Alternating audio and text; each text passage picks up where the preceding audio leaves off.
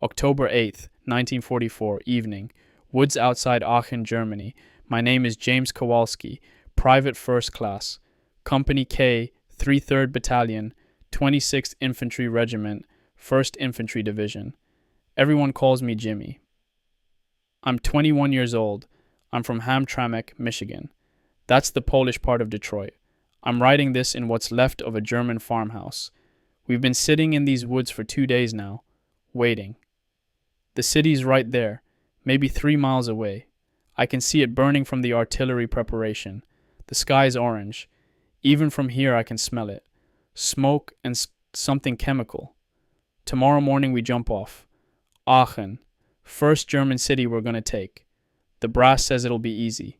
The Krauts are beaten, they say. Just one more push, I've heard that before. The men are nervous, you can always tell. Too much joking, too loud. Sergeant Murphy's been making his rounds, checking equipment, telling stories. He's got this way of making you feel like everything's gonna be fine even when you know it won't be. My squad. Let me write about them while I still can. Sergeant Thomas Murphy, 34 years old. Boston. Been in since before Pearl Harbor. 3 combat jumps in Sicily. Then Normandy. Got a scar on his neck from shrapnel. Doesn't talk about how he got it. He's the reason most of us are still alive. Tommy Chen. California. His family got put in those camps, but he volunteered anyway. Handles the bar. Best shot I've ever seen. Quiet. Reads books when we're in reserve. Philosophy stuff I don't understand. Billy Patterson. Kentucky. 18 years old. Babyface. Still talks about his ma's cooking. Got a girl back home named Sarah. Shows everyone her picture. She's pretty. Probably doesn't know half of what Billy's seen. There's Morrison, Jackson, DeVito, Coleman, the others. Good men. Every one of them. We lost half the company in Hurtgen Forest last month. Just gone. The replacements are green. You can see it in their eyes. They don't know yet. They will. I'm carrying my mother's rosary. She died 3 years ago. Tuberculosis. I was at work when it happened. Never got to say goodbye. Keep the beads in my left breast pocket. Right over my heart. Probably stupid. A rosary won't stop a bullet. The captain says we jump off at 0600. House to house fighting. Urban combat. Never done that before. Normandy was hedgerows. Hurtgen was forest. This is something different. I can hear the big guns. 155s. They've been pounding the city for days. Wonder if there's anything left standing. Wonder if the Krauts are still alive in there. Murphy says they are. Says the Germans fight harder the closer we get to the fatherland. He's probably right. He usually is. My hands smell like gun oil. I must have cleaned my rifle 5 times today. M1 Garand. 8 rounds, 30-06. That ping when the clip ejects. Every German knows that sound. Means you're reloading. Means that's when to shoot back. It's getting dark. We're supposed to sleep. Fat chance. I can hear Patterson praying. Soft so nobody notices. Chen's writing a letter. Morrison snoring somehow. That guy could sleep through the second coming. My sisters. Mary and Helen, 16 and 14. Living with my aunt in Detroit.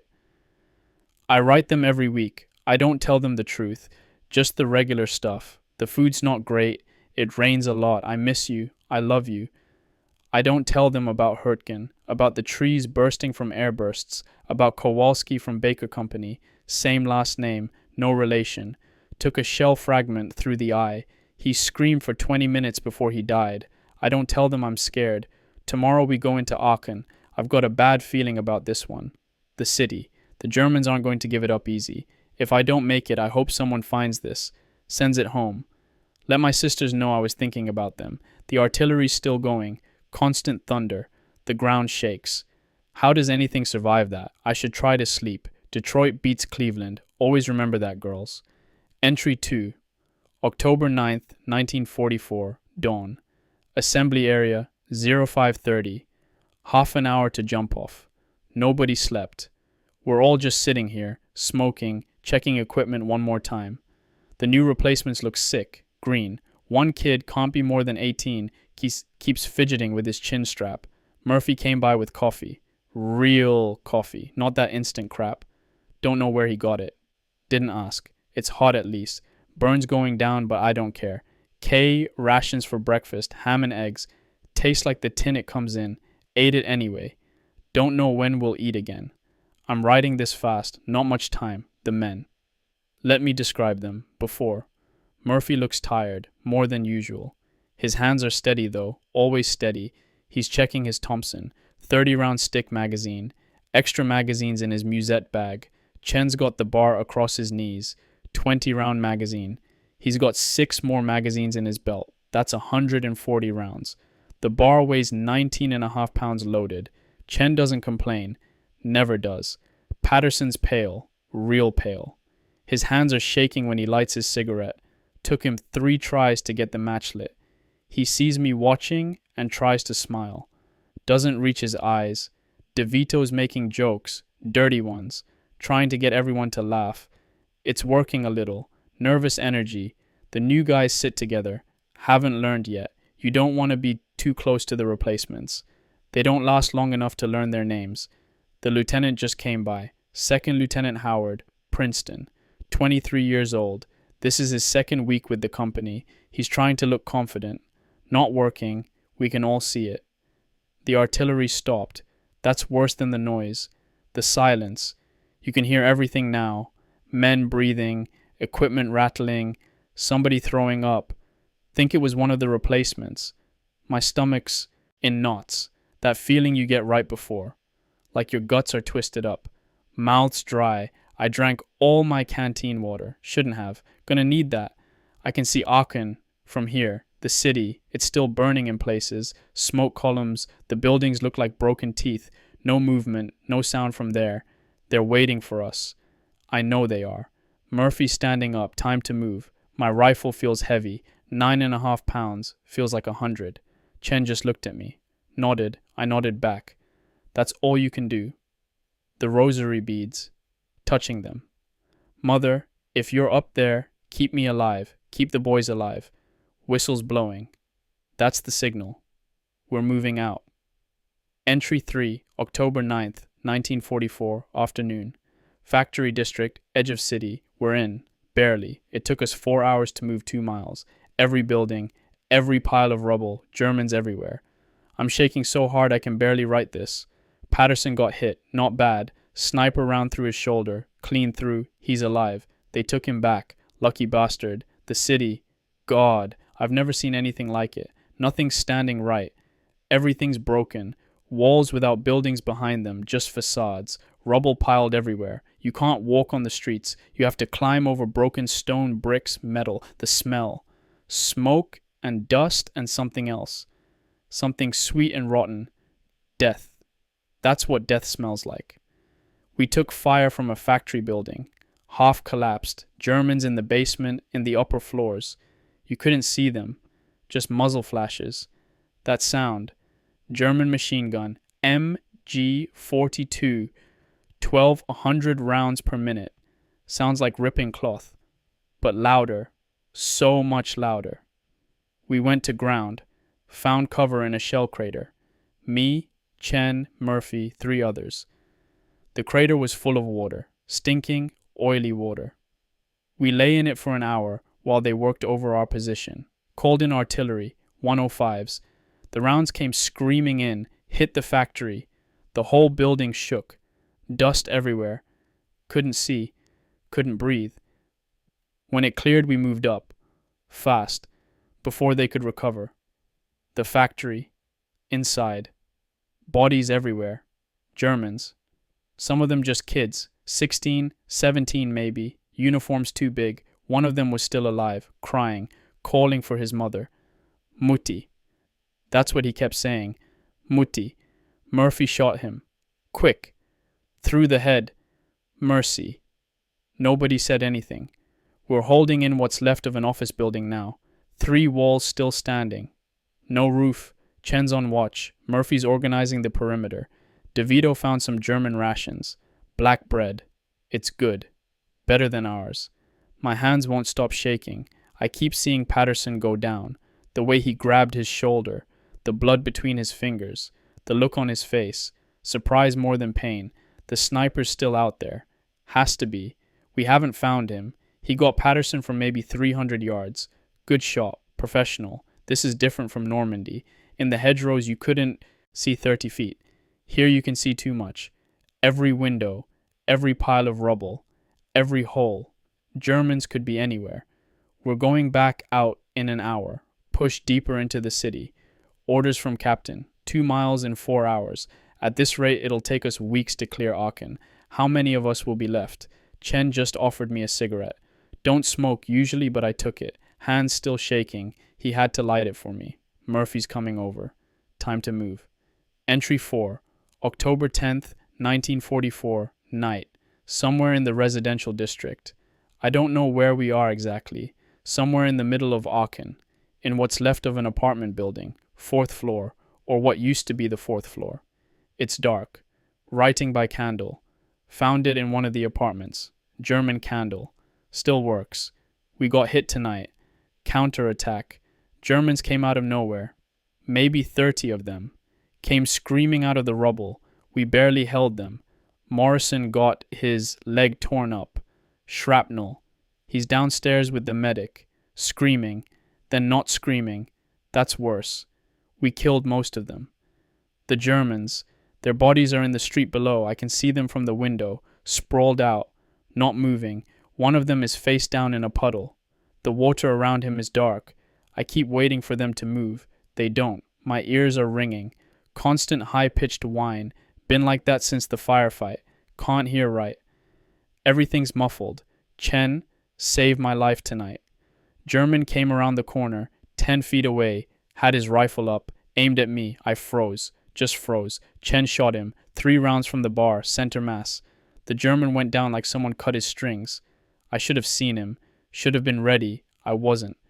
Chen didn't say anything. Just nodded. Moved on. I can't stop thinking about it. The German's face. Young. Maybe 20. He looked scared. Same as me. Then he was dead. The apartment we're in. Someone lived here. There's furniture. A couch. Torn up. Pictures. On the wall. Broken glass. Family photos. Mother, father, 2 kids. Smiling. Probably dead now or evacuated. DeVito found a bottle. Schnapps. German liquor. We passed it around. Burns going down, but it helps. Little bit. Murphy's sitting by the window. On watch. He hasn't slept in 2 days. None of us have. Not really. You close your eyes and you hear things. Footsteps. Voices. You snap awake. Heart pounding. I keep thinking about Patterson. Hope he's okay. Hope he's on a hospital ship by now. Away from this. The city at night is worse than during the day. You can't see anything, just shapes, shadows. Every sound could be Germans, every creak, every scrape. We heard screaming earlier, somewhere in the distance. Don't know if it was German or civilian. Don't know if they were wounded or dying or what, just screaming. Then it stopped. Murphy tells stories when it gets bad, keeps everyone calm. Tonight he told us about Boston, about Fenway Park, about watching Ted Williams hit before the war. His voice is steady, quiet. You lean in to listen. You forget where you are for a minute. Then someone shifts and their equipment rattles and you remember. There's supposed to be a big push tomorrow. Combined assault. Tanks, artillery, the works. Captain says we'll break through. Take the city center. I don't know. The Germans aren't breaking. They're fighting for every building, every room, every pile of rubble. My mother's rosary, still in my pocket. I touched it during the firefight. Habit. Prayer. Please God, please God, please God. Over and over. Don't know if he's listening. Don't know if he's even there. Chen's looking at me. He can tell I'm shook up.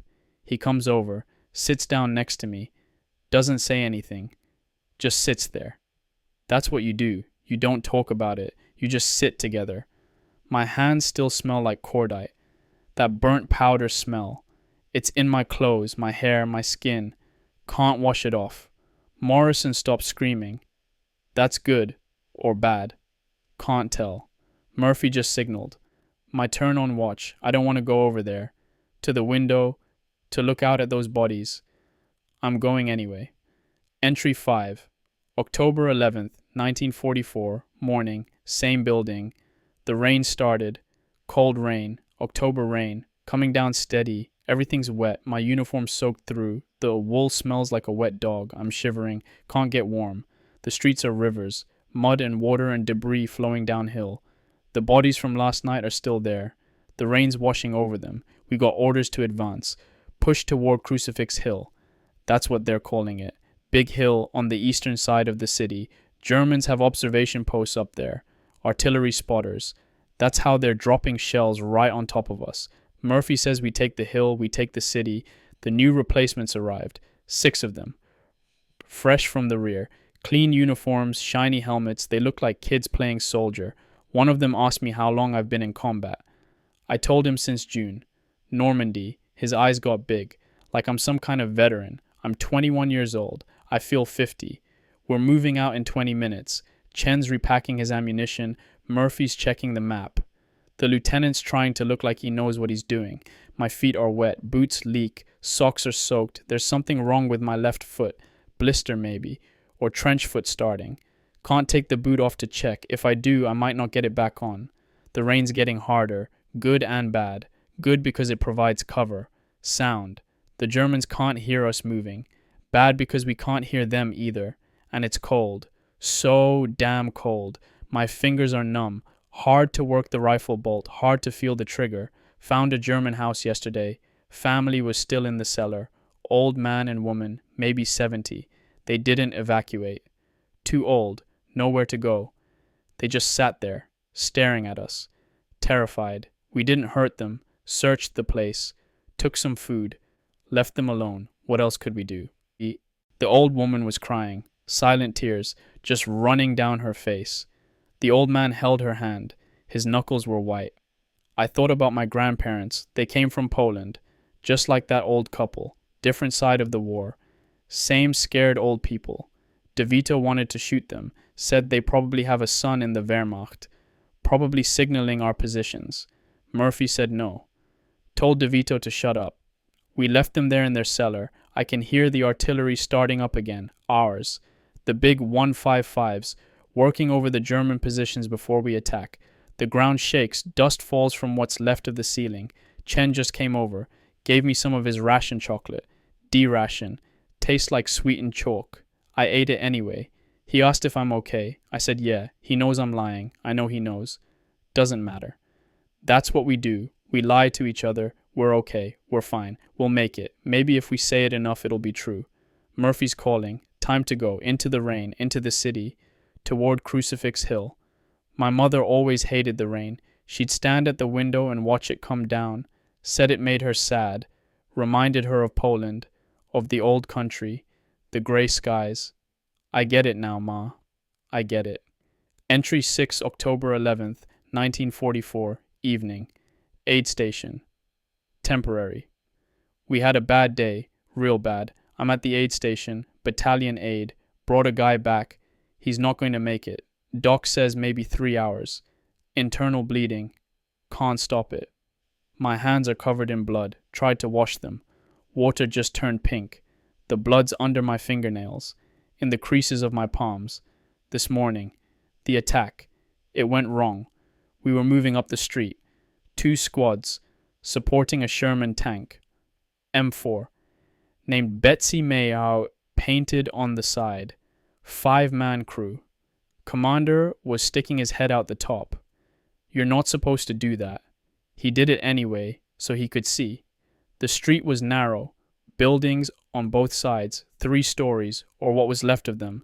Rubble everywhere. The tank had to move slow, pushing through debris. I was maybe 20 feet behind the tank. Chen next to me. Murphy ahead. The replacements spread out like they're supposed to. The Panzerfaust came from a 2nd-story window. Didn't see it. Just the smoke trail. Then the hit. The rocket hit the Sherman's side. Punched right through. The sound. Metal tearing. Explosion inside the tank. Then the ammunition started cooking off. Pop, pop, pop, pop, like firecrackers. But louder. The tank was brewing up. That's what we call it. Brewing up. Fire coming out of every hatch. The screaming started. Inside the tank. Men screaming. High-pitched. Not human. Just screaming. 2 men got out. Hatches. On fire. Their uniforms on fire. Their skin on fire. They rolled out onto the street, still screaming, rolling in the mud, trying to put out the flames. I ran forward. Murphy yelled at me to stay back. I didn't listen. Grabbed one of them. Tanker. Maybe 25. His face. God. His face was gone. Burned. Just red and black, and I can't describe it. He grabbed my arm. His hand. The skin came off in my grip, just slid off like a glove. He was still screaming, looking at me, his eyes, pleading. Murphy pulled me back. The Germans opened up. Machine gun fire. We had to take cover. Left the tanker there in the street, still burning, still screaming. Then he stopped.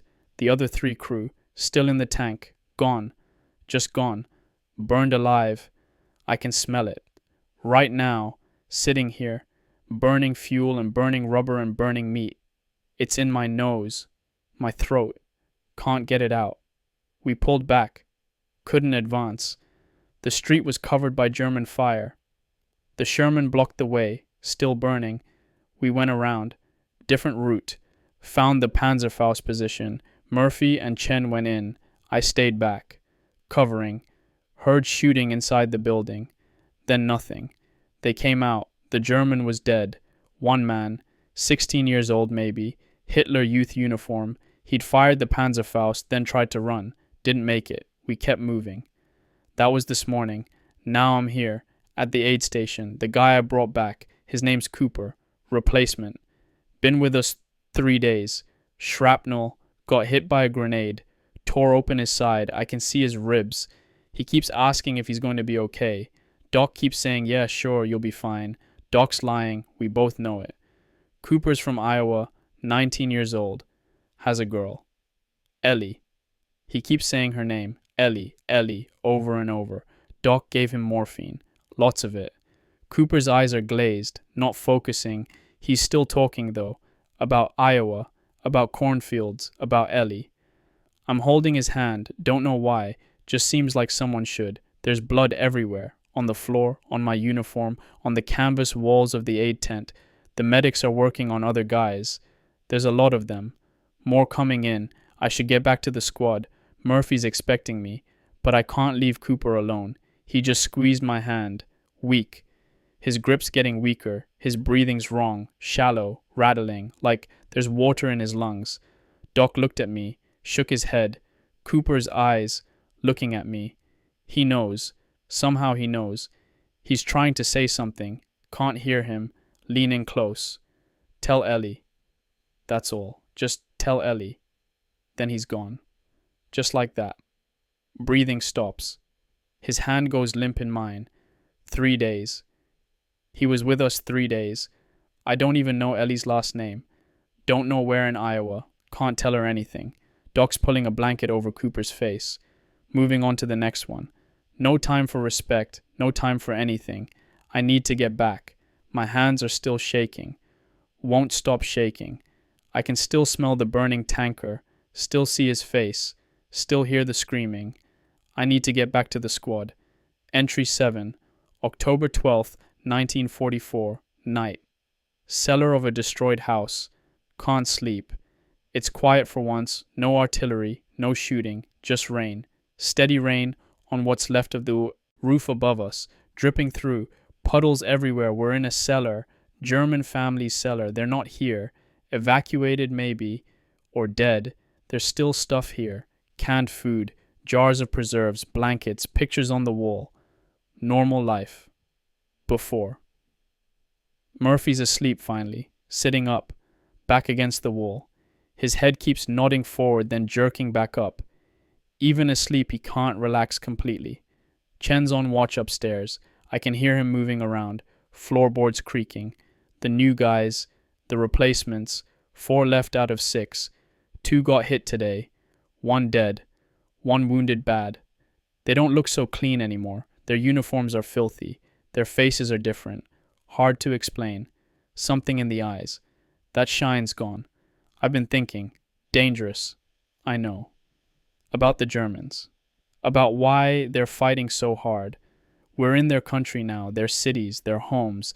If someone invaded Detroit, if foreign soldiers were fighting in the streets of Hamtramck, what would I do? I'd fight. Same as them. Fight for every block, every building, every room. The old couple we found yesterday, the German tanker kid with the Panzerfaust, Cooper from Iowa, the Sherman crew burning in their tank. What's the difference? We're all just kids. All just scared. All just trying to survive. But we're the ones who came here. We invaded. We're bombing their cities, killing their people. They started it. I know. Poland, France, Pearl Harbor, all of it. They started this war. But the kid with the Panzerfaust, he didn't start anything. He was maybe 12 when this war began. Now he's dead in a destroyed building in his own city. I don't know anymore. I don't know what I think. We're the good guys. That's what they tell us. We're fighting tyranny, fighting Hitler, fighting evil. But when you're pulling a burning man out of a tank, when you're watching a 19-year-old bleed out calling for his girl, when you're stepping over bodies in the rain, it doesn't feel like good versus evil. It just feels like dying. There was a radio earlier, German propaganda. Axis Sally. We listened for a few minutes before Murphy made us turn it off. She was talking to American soldiers, sultry voice, told us we're dying for nothing, that the Jews and Roosevelt sent us here to die, that we should surrender, go home. Some of it's crazy, propaganda, lies, but some of it, the dying part, that's true. We are dying, every day, for every building, every street corner, every pile of rubble. Is Aachen worth it? Is any of this worth it? I don't know. My sisters, Mary and Helen, they write me every week. Tell me about school, about their friends, about movies they saw, normal teenage girl stuff. I write back. Tell them I'm fine. Tell them not to worry. Tell them I love them. I don't tell them about Cooper, about the Sherman crew, about the screaming, about the smell that won't go away. They can't know. Nobody back home can know. They'd never understand. How could they? I'm living it, and I don't understand. My mother, if she were alive, what would she say? She'd pray, light a candle, say the rosary. She believed in God, really believed. Not just Sunday church, real faith. I wish I had that certainty, that comfort. I tried to pray tonight. The rosary's in my hand right now, the beads, smooth, worn. My mother's fingers touched these beads thousands of times. I started. Hail Mary, full of grace. The words came automatic. Said them my whole life. Got halfway through, then stopped. What's the point? If God's real, if he's watching, then he's watching this. The war, the dying, all of it. And he's not stopping it. So either he can't stop it, which means he's not God, or he won't stop it, which means he doesn't care. Either way. What's the point of praying? But I keep the rosary anyway. Can't throw it away. It's all I have left of her. Chen just came down. His watch is over. DeVito's going up. Chen sees me writing. Doesn't say anything. Just gives me this look. Understanding. Nods. Sits down against the wall. Closes his eyes. We don't talk about it. The fear, the doubts, the questions. We just exist together. That's enough. Murphy's talking in his sleep. Can't make out the words. He's frowning. Even in sleep he's tense.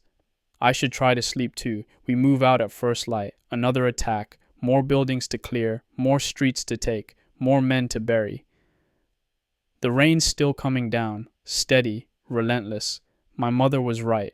The rain is sad. It knows what's happening. The rain knows. Entry 8. October 13th, 1944. Late afternoon. Somewhere near Crucifix Hill. Chen's dead. Chen is dead. We were moving up, clearing a building. Germans in the upper floors. We went in through the ground level. Murphy leading, Chen behind him with the bar, me third. The replacements spread out, the room, empty. Furniture pushed against the walls. We were crossing toward the stairs, moving fast, covering each other. The 88 round came through the wall, didn't hear it coming. 1 second Chen was there. Next second, he wasn't. The shell, it hit him. Direct hit, center mass. There's no body. There's nothing. Just pieces. Blood on the walls, on the floor, on me. His dog tags. I found his dog tags. That's all that's left. And his rosary. The rosary he wore. The beads. They're covered in his blood. Sticky. dark red. I'm looking at them right now. In my hand, Chen's rosary, my mother's rosary, both covered in blood now. Murphy pulled me out of that room. I don't remember. He says I was just standing there, staring, not moving. The Germans were still shooting. We had to pull back, regroup, call in artillery, level the building. Chen's still in there. What's left of him? In that room, under the rubble now, 23 years old, from Sacramento, played baseball, read philosophy books, never complained, best shot in the company, saved my life 3 days ago, gone, just gone. I can't think straight, can't process this. His family, they're in a camp, Manzanar, while their son fought and died for the country that put them there. What do I tell them? How do I write that letter? Your son died instantly. He didn't suffer. That's what they always say. That's the lie they tell. But it's true this time. He didn't suffer. He was just erased. 1 second alive, next second nothing. Is that better? I don't know. Murphy tried to talk to me, told me it's not my fault, told me Chen wouldn't want me to blame myself. How does he know what Chen would want? Chen's dead, blown apart by an 88. He doesn't want anything anymore. I'm angry, so angry, at the Germans, at the war, at God, at everything. Chen was good, better than me, better than most of us. He didn't deserve this. Nobody deserves this. But if anyone should have made it home, it was Chen. Now what? Another name on the casualty list. Another telegram to a family. Another empty spot in the squad. We're getting a replacement. Tomorrow, maybe. Some kid who doesn't know anything. He'll take Chen's position, carry the bar, probably die in a week. That's how it works. That's the machine. Feed it men. Watch them die. Feed it more men. My hands are shaking again. Won't stop. The rosary beads. Can't put them down. Chen's blood is dry now, crusty, flaking off on my fingers. I should clean them. But I can't. It's all I have of him. We're supposed to attack again tomorrow. Take Crucifix Hill. The Germans are dug in. Bunkers. Machine guns. Artillery observation posts. It's gonna be bad. Real bad. Chen was our best chance. The bar. He could suppress enemy positions. Keep their heads down while we moved. Now he's gone. The replacement won't be Chen, won't be close. Murphy's organizing the squad, redistributing ammunition, Chen's magazines. Someone has to carry them. Nobody wants to, but someone has to. DeVito took the bar. He's not as good. Nobody's as good as Chen was. It's getting dark. Another night without sleep. Another night seeing Chen, seeing the room, the wall exploding, the blood. I keep replaying it. Over and over. What if we'd gone a different way? What if he'd been standing somewhere else? What if I'd been first through that door instead of third? What if? What if? What if? Murphy says that's a dangerous game. Says you can't think like that. It'll drive you crazy. Maybe I'm already crazy. The rosary beads. Both sets now. My mother's. Chen's. Linked together. I tied them. One chain. 2 dead people I couldn't save. My mother died while I was at work, making Ford bumpers. She died alone. I wasn't there. Chen died 3 feet away from me. I was there. Couldn't do anything. Just watched him vanish. What's the difference? I couldn't save either of them. I'm supposed to write Chen's parents. Murphy says I should. I was his friend. Knew him best. Should come from me. What do I say? Your son died for a country that imprisoned you? He died clearing a German city nobody's heard of? He died and there's nothing left to bury? I can't write that letter, but I have to, tomorrow. After the attack. If I'm alive, I'll write it. The rain stopped. That's something. Cold though, getting colder. My breath comes out in clouds. Murphy just handed me something. Schnapps. German bottle. Liberated. Told me to drink. I drank. Burns. Doesn't help. Nothing helps. Chen's gone. Entry 9, October 14th, 1944, evening, Crucifix Hill, or near it. We used the flamethrower today, on a bunker, German position, concrete, reinforced, machine gun nest. Had us pinned down all morning, couldn't advance, couldn't go around. Artillery did nothing, just bounced off the concrete. Lieutenant called up the flame team. 2 guys, engineers, tank on their backs, nozzle, fuel oil and gasoline, thickened, napalm. I watched them move up, crawling, under fire, got within 20 feet of the bunker. The Germans saw them, tried to target them, bullets kicking up dirt all around them. Then the flame, Jesus, the flame, a jet of fire, orange and black, 30 feet long. It poured into the bunker slit, into the opening where the machine gun was. The screaming started immediately, high-pitched, inhuman, men burning alive inside that concrete box. No way out. The exits were covered by our fire. They couldn't run, they just burned. The flame team kept it on them. 5 seconds, 10 seconds, felt like forever. When they stopped, you could still hear the screaming, muffled, coming from inside the bunker. Then it got weaker. Then it stopped. Smoke came out of the slits. Black, chemical.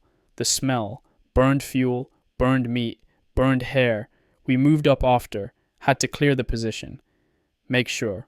Murphy went in first. I was right behind him. The inside. I can't describe it. 4 Germans. What was left of them. Charred, black, twisted up. Not human anymore, just shapes. Their mouths open, like they were screaming when they died. One of them had his hands up, over his face, like he was trying to block the flames. His fingers were gone, just bones. The walls were scorched. Everything was ash. The machine gun melted, twisted metal. Murphy said clear and we moved out. That's it, job done. I threw up outside, behind a pile of rubble.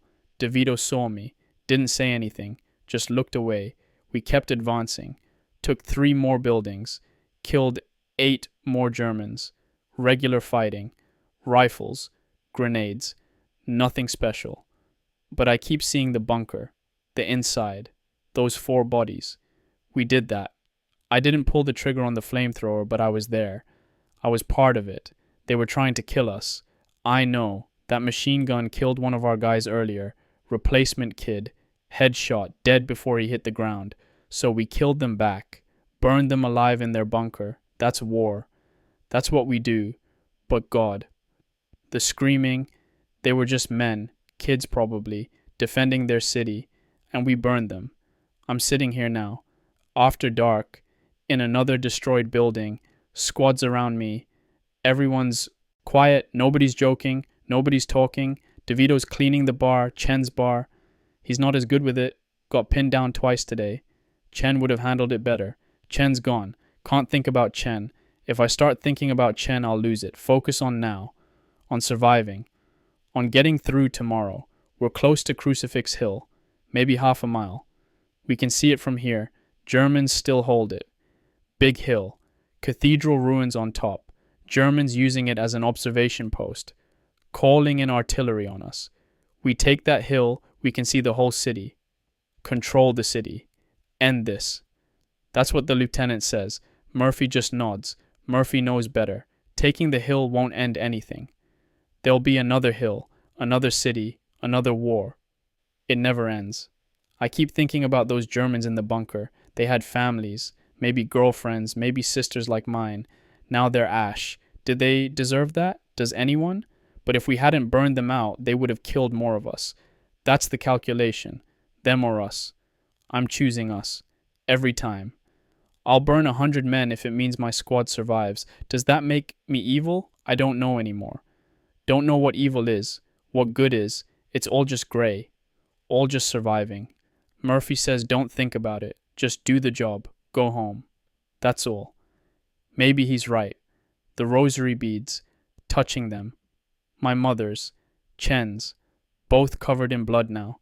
Both from dead people. I prayed today. Before the attack. Didn't even think about it. Just automatic. Please, God, keep us alive. Please. Then we burned 4 men alive. What kind of God listens to prayers like that? My hands smell like smoke. Different from cordite. This is, I don't know. Sweeter? Thicker? The napalm smell. Can't wash it off. Used my whole canteen. Still smells like it. DeVito just offered me some rations. Spam. I can't eat. My stomach's twisted up. Murphy's watching me. He knows. He knows I'm not okay. None of us are okay. But we keep going. That's what we do. We keep going. Tomorrow we assault Crucifix Hill, the big push, armor support, artillery prep, the whole company, maybe the whole battalion. It's going to be bad. The Germans know we're coming. They're waiting. How many of us will make it? Don't think about that. Don't think about tomorrow. Just think about now, this moment, breathing, being alive. That's enough. That has to be enough. Entry 10, October 14th, 1944. Very late. Same building. My hands won't stop shaking. Can barely hold the pen. The letters keep running together on the page. Ink smearing. Murphy gave me schnapps. Lots of it. Told me to drink. I drank it all. Doesn't help. Nothing helps. I can't. I can't do this anymore. The bunker, the flames, the screaming, Chen blown apart, Cooper dying in my hands, the Sherman crew burning. It's all in my head. All the time. Can't make it stop. Can't sleep. Can't think. Can't function. I'm broken. Something inside me is broken. Murphy's talking to me. Can't hear what he's saying. His voice sounds far away. Underwater. Everything feels wrong. Like I'm watching myself from somewhere else. Like this isn't real. Like I'm not real. Maybe I'm already dead. Maybe I died back there and this is hell. Just going through motions. Forever. The other guys, looking at me, worried faces, or not worried. Hard to tell. Everything's blurry. DeVito brought water. Told me to drink. My hands shaking too much. Spilled it. Water on my lap. Cold. Don't care. Chen's rosary. Blood still on it. Dark. Crusty. My mother's rosary. Clean. Both around my neck now. Heavy. Pulling me down. I want to go home. I want to see my sisters. I want to not be here. Not be this. Not be whatever I've become. What have I become? I'm 21 years old. I've killed. How many? 10? 20? More?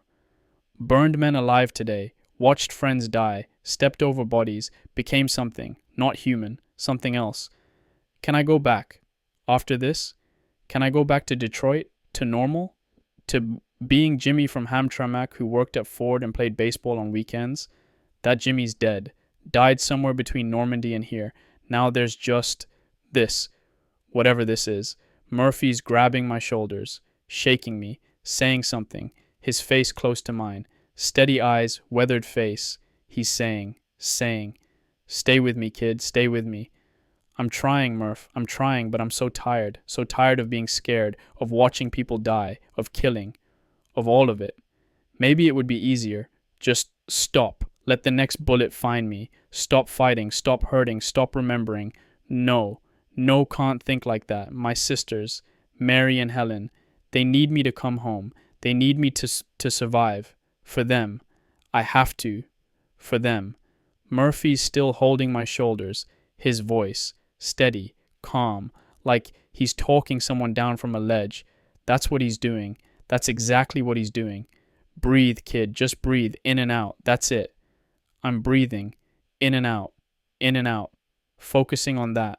Just breathing. The room's steadying, the faces coming into focus. DeVito, Jackson, the replacements, everyone watching. Embarrassing, breaking down in front of the squad, but they're not laughing, no judgment in their faces, just understanding. They've all been here, all felt this, all wanted to give up. Murphy's talking again. You're gonna be okay, we're all gonna be okay, just gotta make it through tonight, then tomorrow, one day at a time. One day at a time. That's all there is, no thinking ahead, no thinking about how much more, just today, this hour, this minute. I can do 1 minute, then another, then another. My breathing slowing, hands still shaking but not as bad, chest loosening up. Murphy lets go. Sits next to me. Silent. Just there. That's all I need. Someone there. Not alone. DeVito gives me a cigarette. I take it. He lights it for me. I breathe in, smoke filling my lungs. Familiar. Real. I'm here. I'm alive. For now. That's enough. Tomorrow I might die, taking Crucifix Hill. German bullets, German shells, German flames. But that's tomorrow.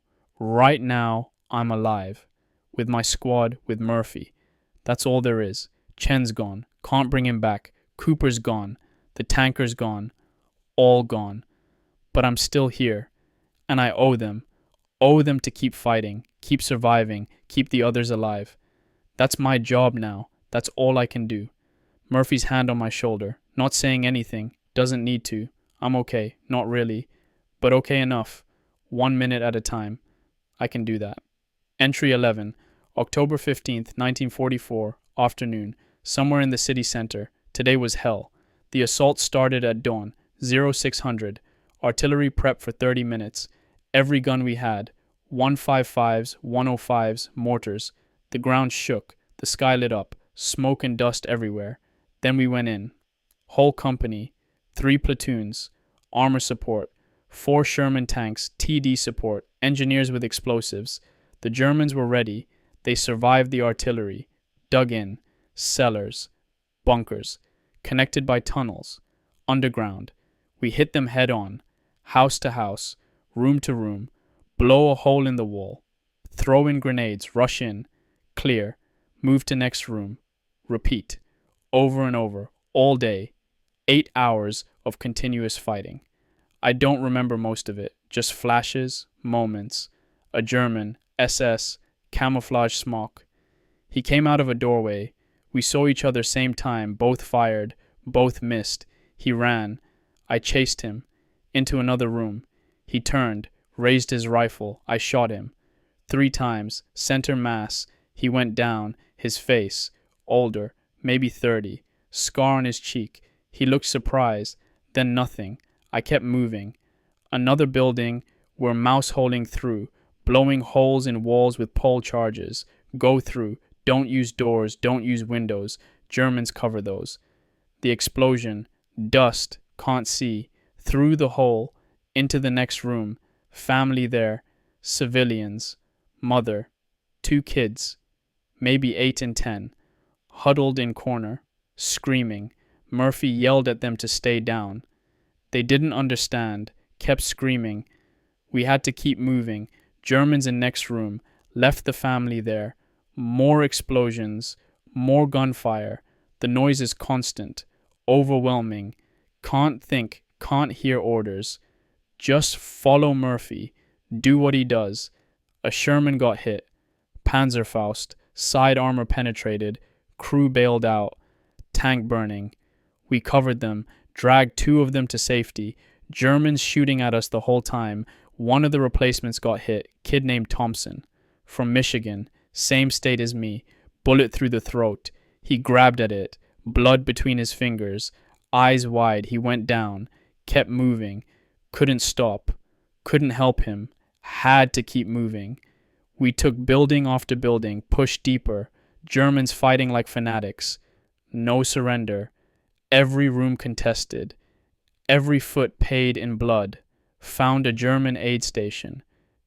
Basement of a blown-out building. Germans down there. Wounded. Maybe 15 of them. 1 doctor. Older. Gray hair. Terrified. Murphy went down first. Weapon up. The doctor raised his hands. Started talking fast. German. Don't understand German. But the tone. Pleading. The wounded. Everywhere. On tables. On the floor. Bandages. Blood. Smell of antiseptic. Smell of death. Murphy looked at them. Then at us. Then back at the doctor.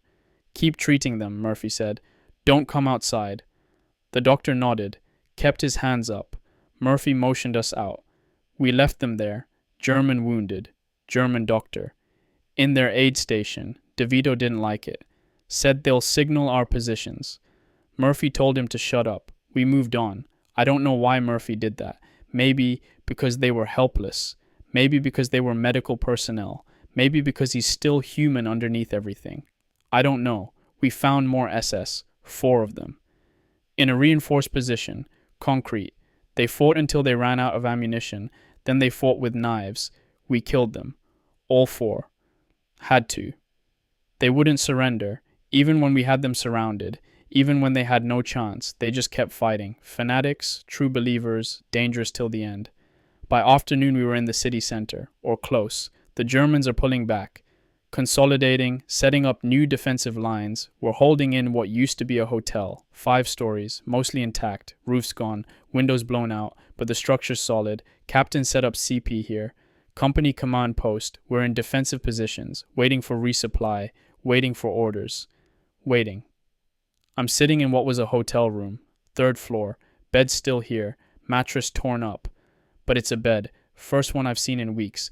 Can't sleep though, too wired, too much adrenaline, hands still shaking, ears still ringing.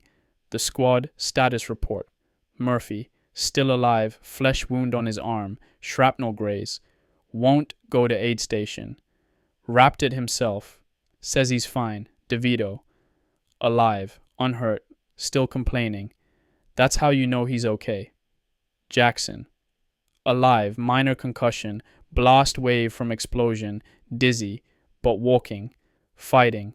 Coleman, wounded, fragments in his leg, evacuated. He'll live. The replacements. 2 alive out of 4, the others. Thompson with the throat wound, dead. Another kid, never learned his name. Missing. Probably dead. We're down to 8 men, squad's supposed to be 12. We're at 8. Tomorrow they'll send more replacements. More kids who don't know anything. We'll try to keep them alive. Most of them will die anyway. That's how it works. Found some food. German rations. Tinned meat. Dark bread. Ersatz coffee. Chicory. Tastes terrible. Ate it anyway. Found a mirror. In the hotel bathroom. Looked at myself. First time in days. I don't recognize my face. Hollow eyes, dirty, unshaven, gaunt, old, so old. I'm 21. I look 40. Chen. Thought about Chen today, several times, moments when I needed him, when the bar would have made the difference. He's gone. Have to accept it, have to move on, but I can't, not yet. His rosary around my neck, with my mother's, touching them, habit now. Every time. I think I might die, touch the beads, like a good luck charm, except it's not luck, it's memory. Chen, my mother, the dead, carrying them with me. Murphy's coming over, says, get some sleep. We move out again in a few hours. Another attack, pushing toward Crucifix Hill again. Always the hill, that damn hill, Germans holding it. We need it. Cost doesn't matter. I'm so tired, bone tired, soul tired. Tired of fighting, tired of killing, tired of watching men die. But I can't stop. Not yet, not until it's over. However it ends, death or victory or both. Just have to keep going. 1 building at a time, 1 day at a time, 1 minute at a time. I can do that. Did it today, can do it tomorrow. For my sisters, for Chen, for Murphy, for the squad, for myself. Keep going. That's all there is. Entry 12, October 16th, 1944, night. Hotel, same location. Something happened today. Don't know how to write about it. We were clearing buildings again, same routine. Sweep, clear, move on. Hours of it. Grinding, mechanical, found a cellar, entrance in a partially collapsed building, stairs going down.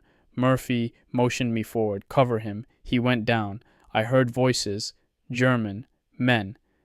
Then Murphy yelling, in English, hands up, don't move. I went down, fast, rifle up, ready.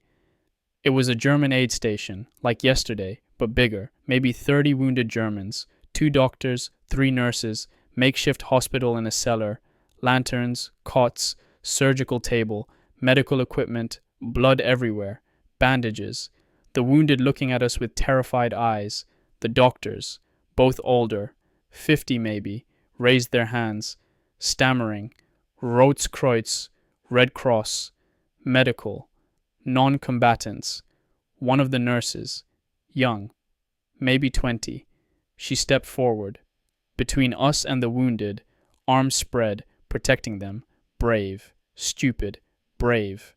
Murphy lowered his weapon, looked at me, Then at DeVito coming down the stairs behind me. Medical personnel, Murphy said. Non-combatants. DeVito snorted.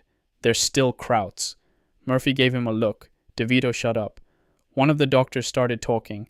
English, broken, heavy accent, but understandable. Please, we have wounded, many wounded. Cannot move them. Please. Murphy nodded. Started to turn. To leave. Let them continue. Then I heard it. Crying. From the corner. Behind a hanging blanket. I moved the blanket aside. Caught there. A soldier. German. Young. So young. Maybe 17. Hit bad.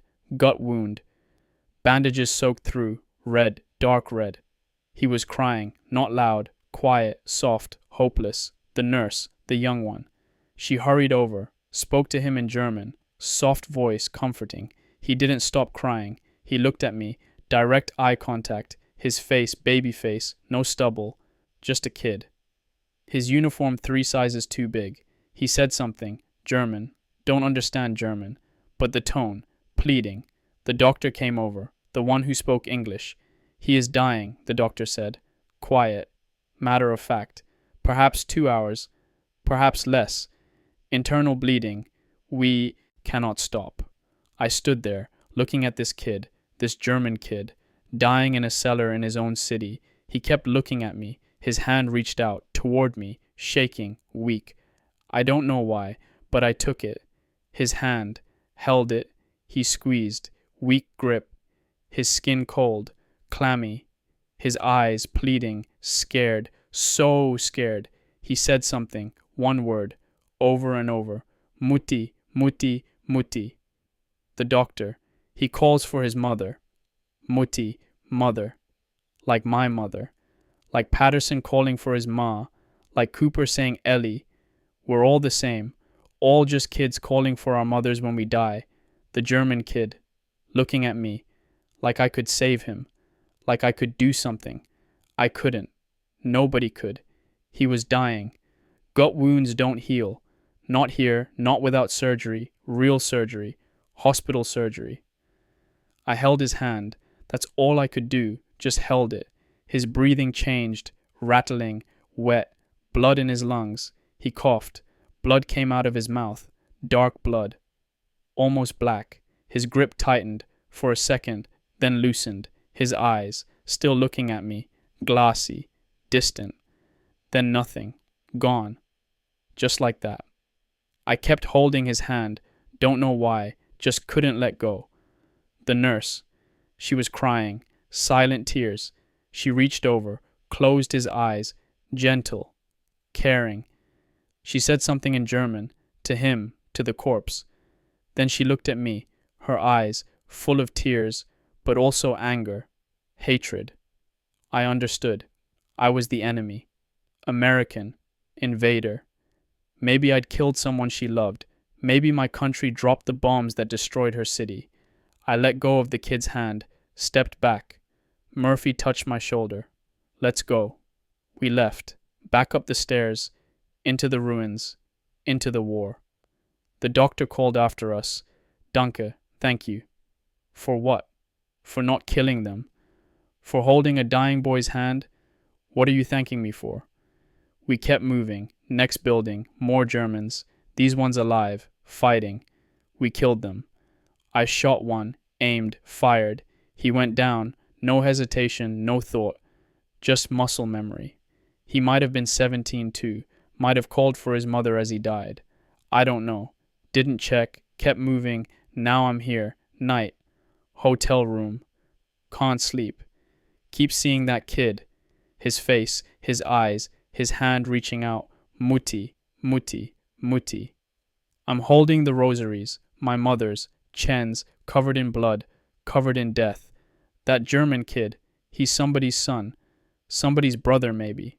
His mother's somewhere. Maybe alive. Maybe dead. She'll never know exactly how he died. Just missing. Or killed in action. She won't know an American soldier held his hand while he died. That he wasn't alone at the end. Does that matter? I don't know. Probably not. But I can't stop thinking about it. We're at war. Killing each other. burning each other alive, blowing each other apart, destroying cities, destroying lives. But underneath, we're all just kids, scared kids calling for our mothers. What's the point? What are we doing? Why are we here? I don't have answers. Don't think anyone does. We just keep fighting, keep killing, keep dying, until one side gives up, or everyone's dead. Murphy's watching me, from across the room. He knows I'm not okay. None of us are okay, but we keep going. That's what soldiers do. We keep going.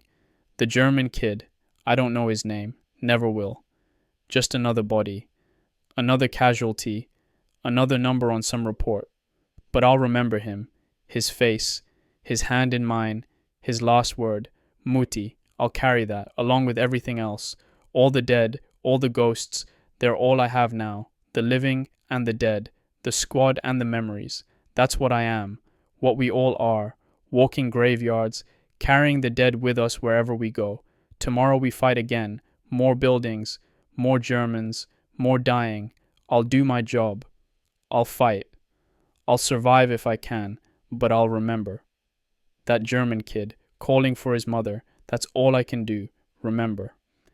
Entry 13, October 17th, 1944, very late, can't sleep. I need to write this down, get it out, or I think I'll lose my mind. The German kid from yesterday, I can't stop thinking about him, his face, his hand, that word. Mutti. He was 17 years old, maybe, could have been 16, could have been 18, just a kid. His uniform was too big, Wehrmacht gray, coal scuttle helmet sitting beside his cot, too large for his head, everything about him too big except his eyes. His eyes were huge, terrified. He knew he was dying. You could see it, the knowledge, the fear, the hopelessness. And he called for his mother, over and over, Mutti, like she could come, like she could save him, like we all do when we're dying. Chern called out when the 88 hit him.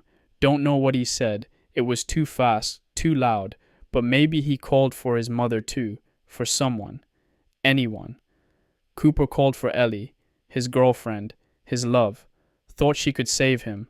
Thought saying her name enough times would make it not real. The Sherman crew, they screamed. No words, just screaming. Pure animal terror.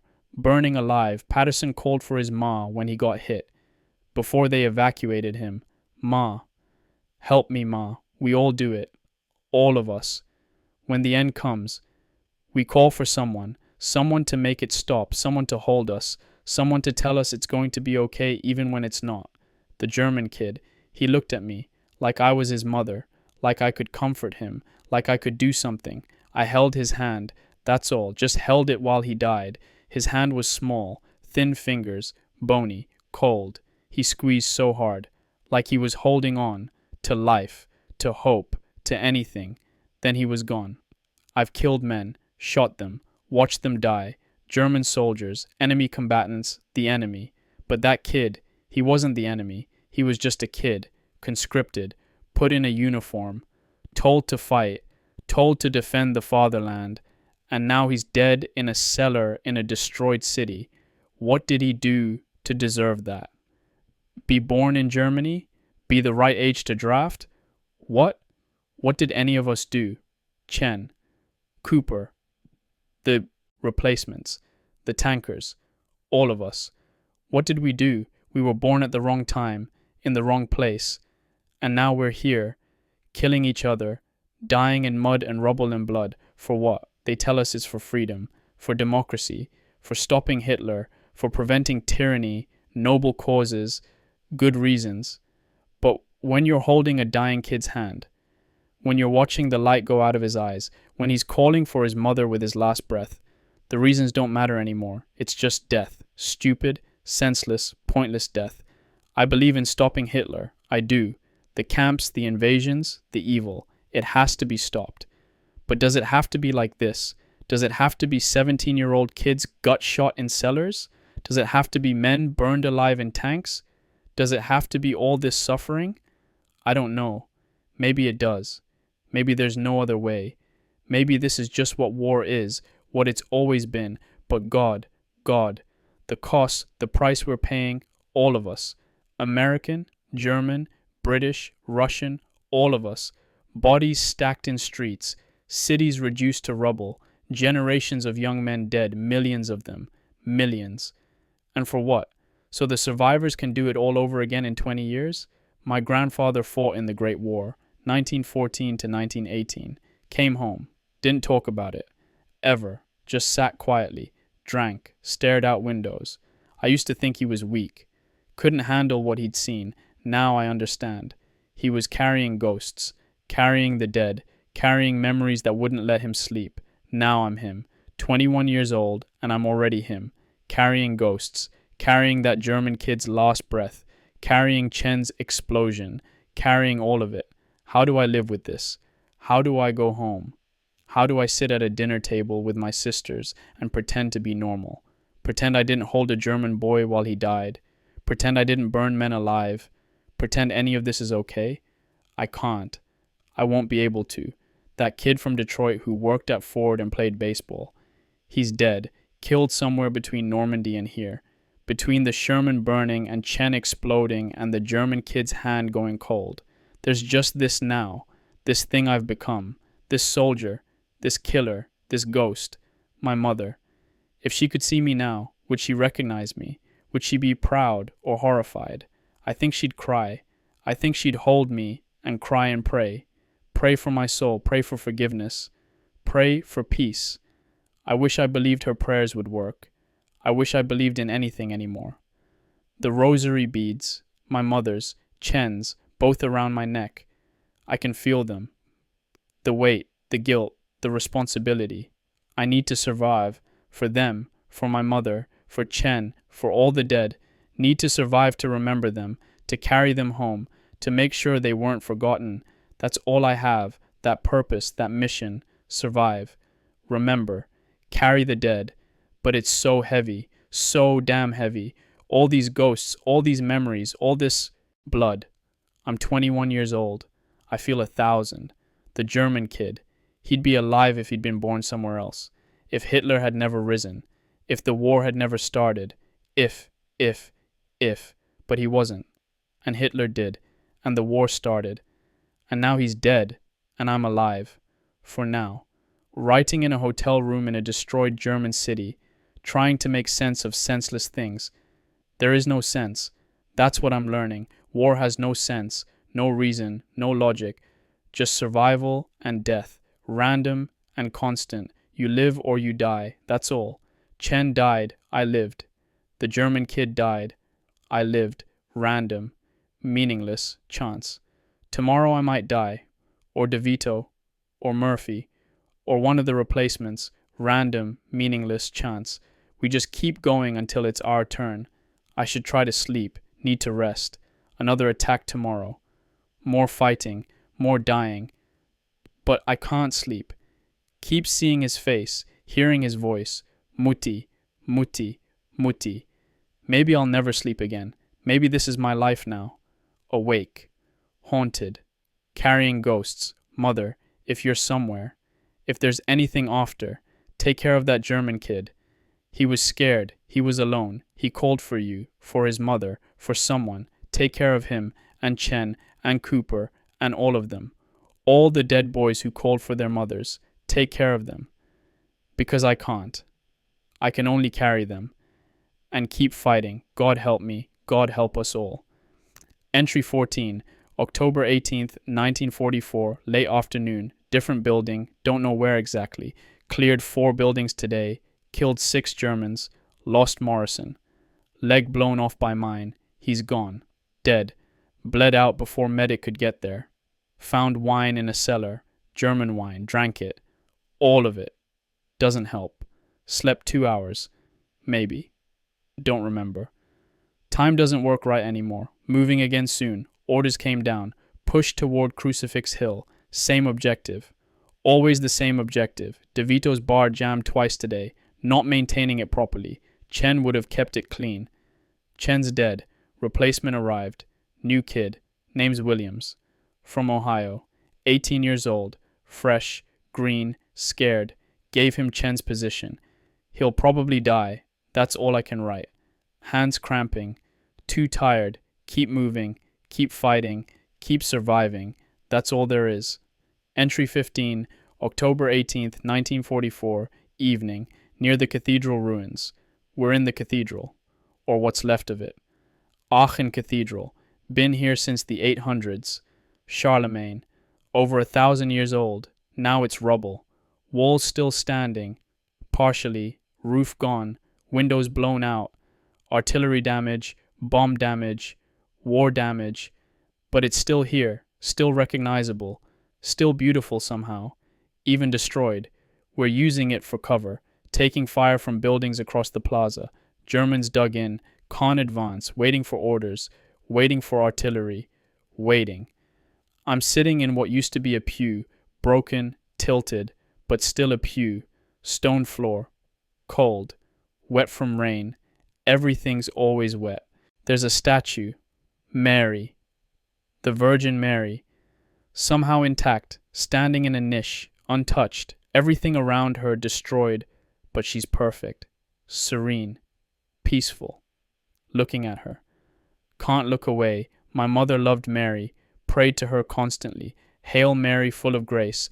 Every night, every morning, every crisis, Mary would intercede, Mary would help, Mary would save us. Didn't save my mother. Tuberculosis took her anyway. All those prayers, all that faith, didn't matter. But my mother never blamed Mary, never blamed God. She just accepted it, God's will, God's plan, trust and faith. I don't have that acceptance, that faith. If God's real, if He's watching, then He's watching this, the war, the cathedral destroyed, the city in ruins, the men dying, all of it. And He's doing nothing, or He can't do anything, which means He's not God, or He won't do anything, which means He doesn't care. Either way, what's the point? But I'm sitting here, in this destroyed cathedral, looking at this intact statue, and I'm praying. Not for survival, not for victory, not for anything practical. I'm praying for forgiveness, for the men I've killed, for the German kid I couldn't save, for Chen dying while I watched, for burning those men in the bunker, for all of it. I don't know if anyone's listening, don't know if forgiveness is even possible for what I've done, what I've become. But I'm praying anyway, because I don't know what else to do. Hail Mary, full of grace. The Lord is with thee. Blessed art thou among women, and blessed is the fruit of thy womb, Jesus. The words come automatically. Said them 10,000 times. My mother's voice in my head, teaching me, guiding me. Holy Mary, Mother of God, pray for us sinners, now and at the hour of our death. At the hour of our death. That could be any moment. German sniper, artillery shell, mine, grenade. Any moment. Am I ready? I don't know. Probably not. How do you get ready to die? Chen wasn't ready. The German kid wasn't ready. None of them were ready. But they died anyway. Ready or not. Here it comes. Murphy's walking through the cathedral, looking up, at the architecture, the damage, the destruction. His face. I can't read it. Sad maybe, or thoughtful, or nothing. He comes over, sits next to me on the broken pew, doesn't say anything, just sits, looking at the Mary statue. Finally he speaks. My mother was Catholic, like yours. I didn't know that. Never knew that about Murphy. She prayed every day, for me, for my brothers, for protection, for peace. He's quiet for a minute, then continues. I stopped believing, after Sicily, after I saw what men do to each other. Couldn't reconcile it. A loving God and all this suffering. Didn't make sense. I nod, I understand. But sometimes, Murphy says, sometimes I still pray, not because I believe, but because it's all I know how to do. He looks at me, his eyes, tired, ancient, but kind. Don't let this break you, kid. Don't let it take everything. Hold on to something. Anything, even if it's just habit, even if it's just memory. Hold on. He stands up, pats my shoulder, walks away. Hold on. To what? To who I was? That person's dead. To faith? That's gone. To hope? What hope? But maybe that's the point. Maybe holding on isn't about having something. Maybe it's just about refusing to let go. Even when there's nothing left to hold. The rosary beads, my mother's, Chen's, around my neck. Habit, memory, ritual. I touched them. Smooth beads, rough beads, blood-stained beads.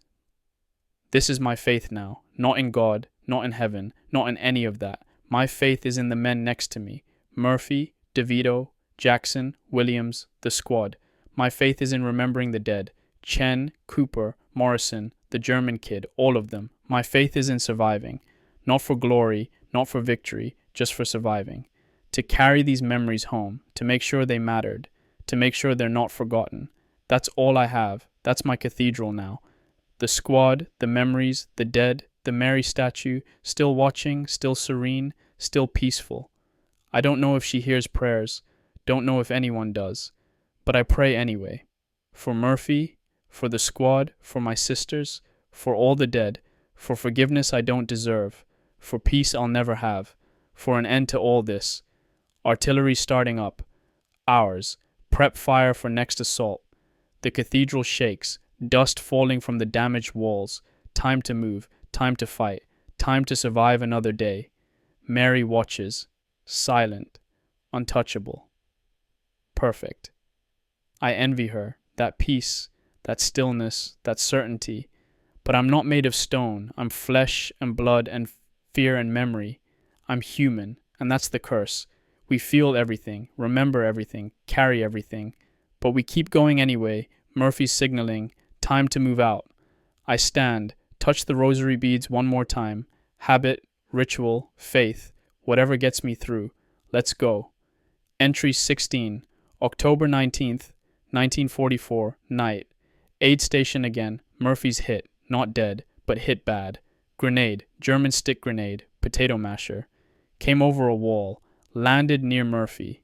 He saw it, tried to get away. Not fast enough. Fragments hit his side, his leg, his arm, multiple wounds, bleeding, a lot of bleeding. We got him out, me and Jackson, dragged him to cover, called for medic. Doc came running, started working. Murphy's conscious. That's good. Talking. That's good. But he's pale, real pale. Shock setting in. They're evacuating him.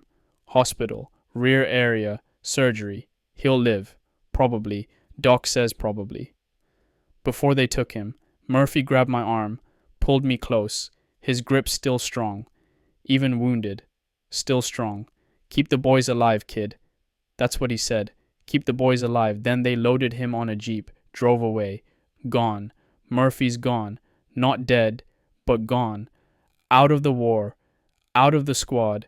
Out of my life. He was the center, the anchor, the father. Kept us together. Kept us sane. Kept us alive. Now he's gone. And I'm, what? Squad leader? Acting sergeant? I'm 21 years old. I've been in combat 4 months. What do I know about leading men? Nothing. I know nothing. But Murphy said it. Keep the boys alive. That's my job now. That's my responsibility. The squad's looking at me. DeVito, Jackson, Williams. 2 more replacements who arrived today. Names I don't even know yet. They're looking at me. Waiting. For orders. For direction. For leadership. I don't know what to give them. Murphy would know. Murphy always knew. What to do. Where to go. How to survive. I'm not Murphy. I'll never be Murphy. But I have to try. I have to do this. For him. For them. For all of us. We're moving out in an hour. New orders. Attack at dawn. Crucifix Hill. Final push. They say the Germans are collapsing. They say one more push and we break through. I've heard that before. But we're going anyway. I'm leading them. Into whatever comes next. DeVito came over. Asked if I'm okay. I said yes. He knows I'm lying. But he nodded anyway. You'll do fine, he said. Murphy picked you. That means something. Did he pick me? Or was I just here? Just the one left standing? Just random chance? Doesn't matter. I'm here. They're here. We're going in at dawn. I need to prepare. Check equipment. Plan the assault. Brief the men. Do what Murphy would do. But I don't know what Murphy would do. Not really. I watched him. Learned from him. But watching isn't the same as doing. The new replacements. Kids. Both 18. One from Pennsylvania. One from Texas. Fresh. Scared. Looking at me like I know what I'm doing. I don't. I'm terrified. More terrified than I've ever been. because it's not just my life now, it's theirs, their lives, their survival, on me. What if I make the wrong call? What if I get them killed? What if I fail? Can't think like that. Murphy said, don't think like that. Just do the job. Make the best decision you can. Keep moving forward, one decision at a time, one moment at a time. That's all. I can do that. I have to do that. The rosary beads, touching them. Murphy's not dead, but it feels like another loss. Another person taken away. My mother, Chen. Now Murphy.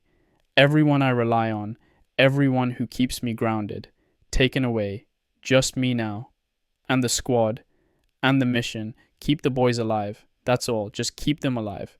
If I can do that, if I can bring them through this, then maybe Murphy will be proud. Maybe I'll have earned something. Maybe I'll have become the soldier he thought I could be. Jackson's coming over. Asking about the plan for tomorrow. The assault. I don't have a plan. Not yet. But I'll make one. Because that's what leaders do. They make plans. They give orders. They pretend to have answers, even when they don't. Fake it till you make it.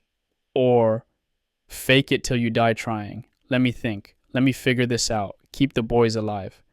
That's the mission. That's all that matters. Everything else is secondary. Keep them alive. I can do that. I have to do that. Murphy's counting on me. They're all counting on me. Time to step up. Time to lead. God help me. Entry 17. October 20th, 1944, after dawn. Somewhere on Crucifix Hill. We're on the hill. Barely. Got a toehold. Germans everywhere. Fighting for every inch. My first day leading. It's been 4 hours. Feels like 4 years. Lost one of the replacements. Pennsylvania kid, name was Miller. Sniper got him. Clean headshot, dead before he hit the ground. Sent Williams on a flanking run. Told him to move left. Suppress the German position. He did it. Came back alive. He's good. Better than I thought. Made a call. Bad call. Told Jackson to check a building. Germans inside. He barely got out. Burned his hand on a hot barrel getting away. My fault. Should have called artillery first. Should have cleared it properly. But he's alive. Wounded but alive. That counts. The Germans. Fighting like demons. SS mostly. 12 SS Panzer Division remnants. Battle group Rink. Fanatics. Fanatics. Won't surrender. Won't retreat. Fight to the death. We killed 8 of them. Took a bunker. Used grenades. Pole charges. Flamethrower team came up. Burned them out. I watched. Made myself watch. This is what we do. This is what I ordered. Have to own it. The screaming. Same as before. Men burning. But I can't think about that. Can't hesitate. Can't second guess. They're trying to kill us. We're trying to kill them. Simple as that.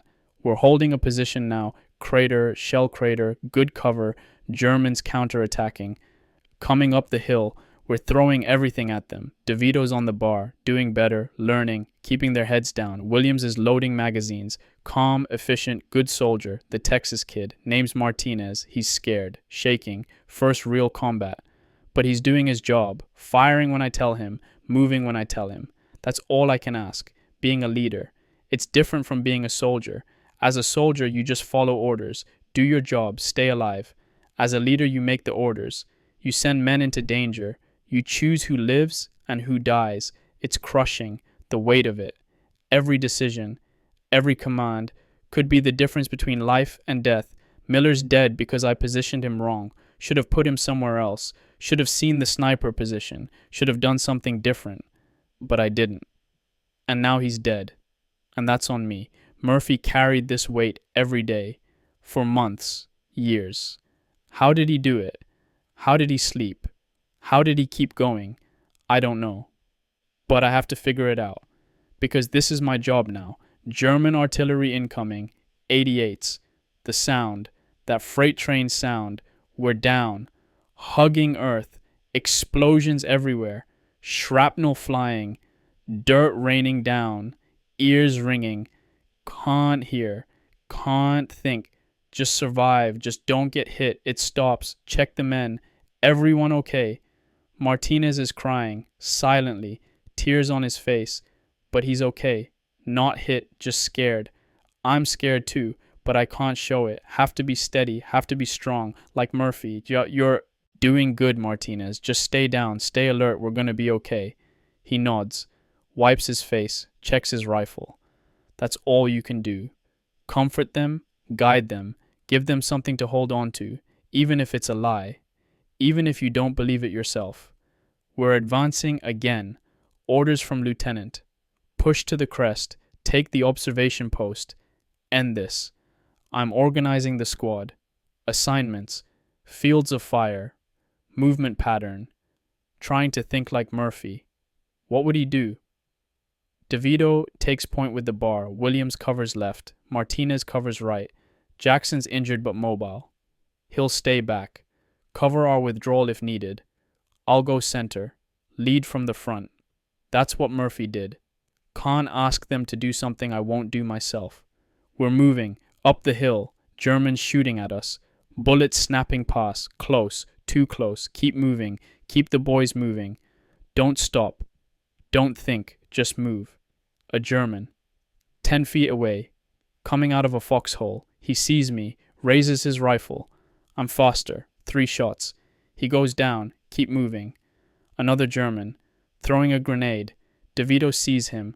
Barr cuts him down. The grenade goes off. Behind us. No one hit. Keep moving. The crest. We're at the crest. The observation post. Destroyed. Bombed out. But Germans still here. 3 of them. SS. Fighting to the end. Firefight. Close range. Williams goes down. Shot in the shoulder. Not fatal. He's screaming. Martinez freezes. Can't move. Can't shoot. I'm yelling at him. Shoot, Martinez. Shoot. He shoots. Wild. Uncontrolled. But he shoots. The Germans go down. DeVito. Me. Martinez. All shooting. They go down. It's over. The position's ours. Crucifix Hill. We took it. Williams is wounded but stable. Jackson's bandaging him. Martinez is shaking. Adrenaline dump. Coming down from the fear. DeVito's checking bodies, making sure they're dead. Professional. Methodical. I'm just standing here, looking at the city below. Aachen. Spread out. Burning. Destroyed. We can see everything from here. The whole city. The whole battlefield. That's why the Germans wanted this hill. That's why we needed it. Now it's ours. Was it worth it? Miller dead. Williams wounded. Martinez traumatized. Jackson burned. All for this hill. I don't know. Not my job to know. My job was to take it. We took it. Mission accomplished. But at what cost? Murphy would know. Murphy would have some wisdom. Some perspective. But Murphy's gone. And I'm here. And I don't know anything. Except that we're alive. Most of us. For now. Keep the boys alive. That was the mission. I mostly succeeded. Mostly. That'll have to be good enough. Entry 18. October 20th, 19th evening. Hill position secured. The Germans are breaking. Finally. Collapsing. Surrendering in groups. 10. 20 at a time. Young conscripts mostly. Kids. 16, 17, 18. Hollow eyes. Filthy uniforms. Defeated. They come out with their hands up. Some crying. Some relieved. Just glad it's over. Glad to be alive. We process them. Search them. Send them to the rear. POW camps. They'll sit out the rest of the war. Lucky bastards. But not all of them are surrendering. The SS, the fanatics, they're fighting to the end. We found one this afternoon. SS trooper, wounded, lying in a foxhole, pretending to be dead. Billy Patterson. Wait. No. Patterson's gone. Wounded and evacuated. I mean Martinez. Martinez was walking past. The SS trooper jumped up, had a knife, went for Martinez. DeVito shot him. Quick. The SS trooper went down. For real this time. Martinez almost got killed by a surrendering enemy. Almost. DeVito saved him. After that. New rule. No prisoners from SS. Too dangerous. They don't surrender honestly. They fight till they die or they fake surrender and kill you. So no prisoners. We see SS ruins. They don't get captured. Simple as that. Is that a war crime? Probably. Don't care. Not watching another one of my men die from a fake surrender. The lieutenant doesn't like it. Said something about Geneva Conventions. About proper treatment of prisoners, I told him, when the SS starts following the rules, we'll follow the rules. Until then, they fight to the death. That's their choice. He didn't argue, just walked away. He knows. He's seen what the SS does. The atrocities, the fanaticism, the cruelty. They don't deserve mercy. They won't get it. The regular Wehrmacht, the conscripts, the kids, they get to live. They surrender properly. We treat them properly. But the SS, no. Never. Williams is at the aid station. Shoulder wound, clean through. He'll be okay. Back in a week maybe. Maybe longer. Martinez is better. Not shaking anymore. He killed his first man today. Several actually. During the assault. He threw up after. Then sat quiet for an hour. Now he's functioning. Doing his job. That's the process. Kill. Process. Continue. Everyone goes through it. Everyone survives it or they don't. Martinez survived. He'll be a good soldier now. The green's gone. The innocence. Whatever was left of it. Jackson's hand is bandaged. Byrne isn't too bad. He's staying with the squad. Refuses to evacuate. Says we need every man. He's right. We do. The lieutenant promoted me. Acting sergeant. Made it official. Gave me Murphy's stripes. His rank. Doesn't feel right. These are Murphy's stripes. Murphy's position. I'm just filling in until he comes back. But he's not coming back. Not to this squad. Not to this war. He's done. Wounded out. Going home, eventually. So these are my stripes now. My responsibility. My squad. God help them. God help me. We're holding the observation post. Can see German positions from here. Calling in artillery on them. Destroying their last strong points. Ending their resistance. The city's almost ours. One more push. Maybe two. Then Aachen falls. First German city. First crack in the fatherland. Beginning of the end. That's what the brass says. Beginning of the end. I don't feel victorious. Don't feel proud. Just tired. So damn tired. Chen's gone. Murphy's gone. Williams is wounded. Miller's dead. Coleman's wounded. Morrison's dead. Patterson's wounded. The squad's been gutted. Replaced. Gutted again. The original guys. The ones I came in with.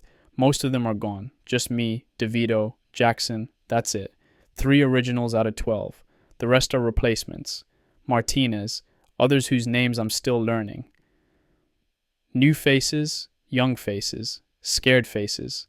My job is to keep them alive. Get them through. Teach them to survive. That's all I can do. That's all any of us can do. The sun setting, orange sky, smoke turning the sunset red. Beautiful in a terrible way. Tomorrow we attack again. Final push. Take the last German positions. End the battle. I'm ready. As ready as I'll ever be. The squad's ready. We know what to do. We've done it before. We'll do it again. Keep moving. Keep fighting. Keep surviving. That's the job. Murphy taught me that. Now I'm teaching the replacements. The cycle continues. The machine keeps running, fed by young men, producing corpses and survivors in equal measure. I'm a survivor, for now. Tomorrow maybe I'm a corpse. Random, chance, luck. But tonight I'm alive. And that's something. The rosary beads. Murphy's not dead, but I'm adding him to the chain.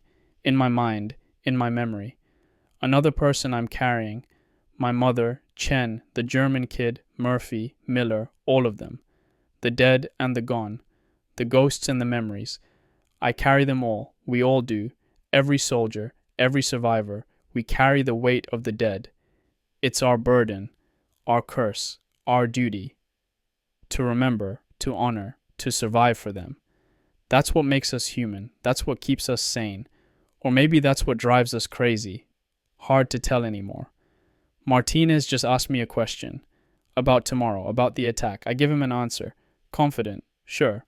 Like I know what I'm doing. Fake it till you make it. That's leadership. Murphy knew. Now I know. We're all just faking it. Pretending we have answers. Pretending we're in control. But we keep going anyway. Keep leading. Keep fighting. Because what else is there? Nothing. Just this. The war, the squad, the mission. Keep the boys alive. That's all. That's everything. Entry 19. October 21st, 1944, late morning, city center. Aachen's falling. Right now. As I write this. The Germans are done. Beaten. Those who can surrender are surrendering. Those who can't are dying. Those who won't are being killed. It's almost over. The fighting this morning was intense but brief. Pockets of resistance, holdouts, last stands. We cleared 3 buildings, killed maybe 15 Germans, lost nobody. That's a win. That's a miracle. The German garrison commander surrendered at 1000 hours. Colonel Wilk came out of his bunker with a white flag. His staff followed. 200 men just gave up. The battle's over. Aachen's ours. But it doesn't feel like victory, doesn't feel like anything, just empty. I'm sitting in what used to be the town hall, rat house, big building, mostly destroyed, walls standing, interior gutted. We're using it as a temporary CP. Outside I can hear refugees, civilians, coming out of cellars, out of hiding, blinking in the daylight, shocked, dazed, traumatized. There's thousands of them, maybe 20,000, old people mostly. Women, children couldn't evacuate, nowhere to go, just hid in cellars while we destroyed their city above them. They look at us, the Americans, the conquerors, fear in their eyes, don't know what we'll do to them. We're not doing anything, just setting up aid stations, food distribution, medical care, helping them, the civilians.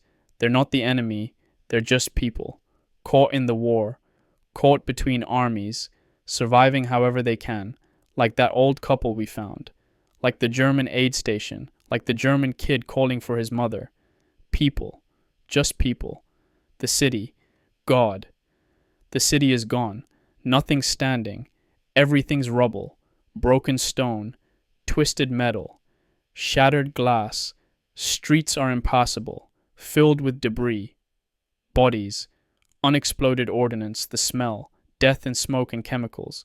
It's everywhere. In everything. We'll never wash out. This is what we did. Americans, Germans, both of us. We destroyed a 1,000-year-old city, reduced it to ruins, killed thousands, displaced thousands more. For what? Strategic value, symbolic victory. First German city taken. Was it worth it?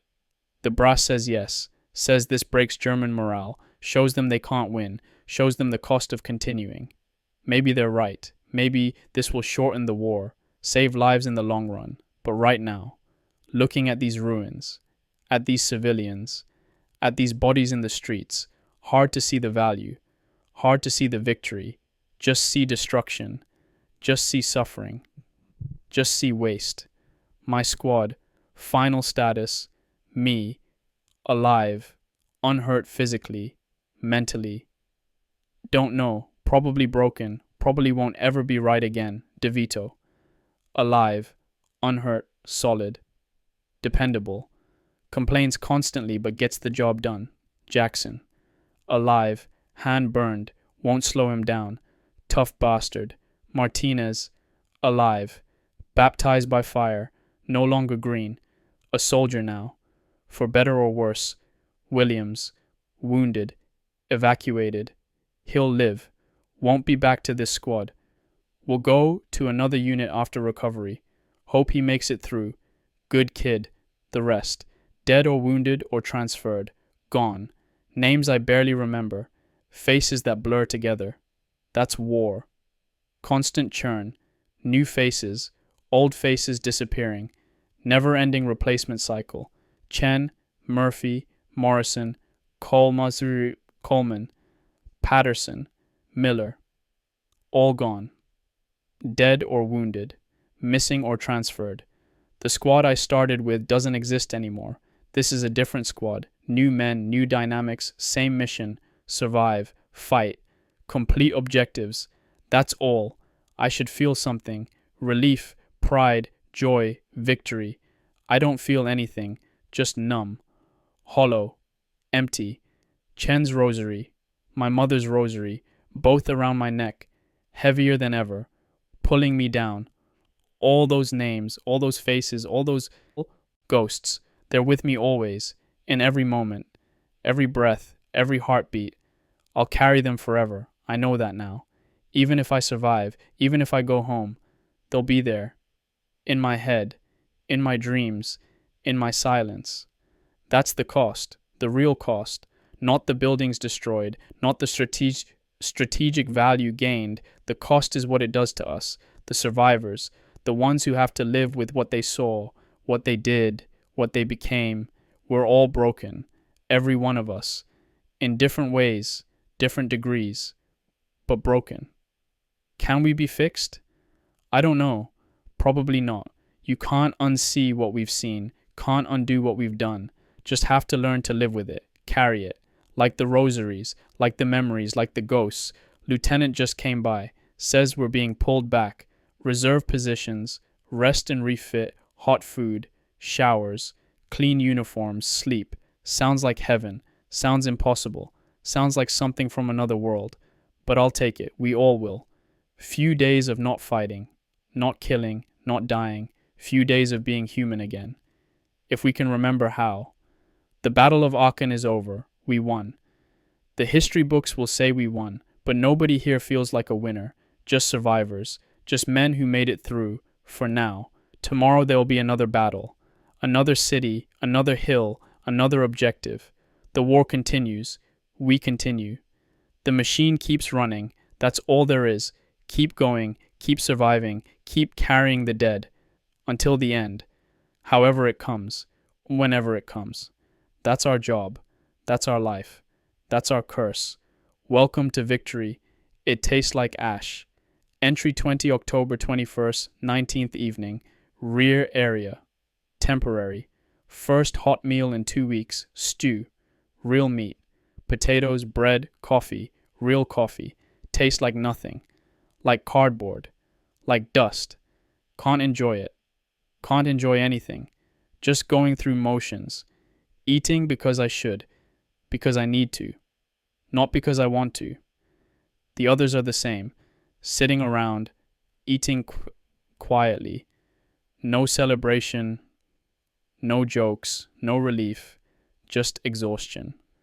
Bone deep exhaustion. Soul exhaustion. The kind that sleep won't fix. DeVito staring at his food. Not eating. Just staring. His hands are shaking. Slight tremor. Won't stop. Battle fatigue. Combat stress. Whatever they call it. We all have it. Every one of us. The shakes. The stares. The silence. The nightmares we haven't slept long enough to have yet. Jackson sitting apart. Bandaged hand in his lap. Looking at nothing. Face blank. Empty. Martinez. He's eating. Mechanically. Fork to mouth. Chew. Swallow. Repeat. No expression. No thought. Just function. This is what we've become. This is what Aachen did to us. Broke us. Ground us down. Took whatever was left of our humanity and burned it away. We're still alive. But are we living? Hard to tell. The showers. They set up field showers. Hot water. Soap. First wash in 2 weeks. I stood under the water for 20 minutes. Watching it run off me. Brown. Dark. Blood and dirt and cordite washing away. But the smell didn't wash away. The smoke, the death, the burning, it's in my nose, my throat, my lungs, won't come out, never coming out. Clean uniform, fresh from supply, put it on, feels wrong, too clean, too new, doesn't fit right, or maybe I don't fit right anymore. My old uniform, filthy, torn, blood-stained. That's my uniform now. That's what I am. Filthy, torn, blood-stained. But regulations. Gotta wear the clean one. Gotta look like a soldier. Professional, presentable. Even though I'm dead inside, sleep. They say we can sleep. Real sleep. Intense. With cots. With blankets. I tried. Lay down. Close my eyes. Can't sleep. Every time I close my eyes, I see them. The faces, the bodies, the blood, Chan exploding, the German kid dying, the bunker burning, the Sherman crew screaming, Miller's head disappearing, on and on. Endless loop, can't stop it, can't turn it off, so I'm awake. Writing, because what else can I do? The lieutenant came by, told us good job, told us we performed well, told us the division commander is proud, told us we're getting a few days rest, then moving to a new sector. New sector. More fighting, more dying, more of this. Is there an end? Will this war ever be over? Or is this just life now? Forever war, forever fighting, forever dying inside. I can't think about that. Can't think about the future. Just now, this moment, this breath. That's all I can handle. All any of us can handle. The replacements arrived. New men, fresh faces, clean uniforms, wide eyes. They look at us. The veterans, with something like awe, like respect. They don't understand. They think we're heroes, survivors, tough guys who made it through. They don't see what we really are. Broken men, walking ghosts, empty shells pretending to be human. They'll learn, soon enough. They'll learn. Martinez is talking to one of them. New kid from Iowa, same state as Cooper.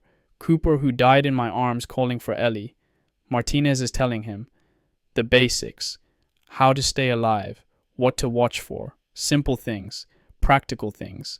He's not telling him the real truth. The truth about what it costs. What it takes from you. What it makes you become. You can't tell someone that. They have to learn it themselves. They have to live it. Or die not learning it. That happens too. DeVito finally started eating. Slow. Mechanical. Like Martinez. Just going through motions. Jackson hasn't moved. Still staring at nothing. Lost in his head. We're all lost in our heads. The rosary beads. I took them off. First time in weeks. Laid them on the cot next to me.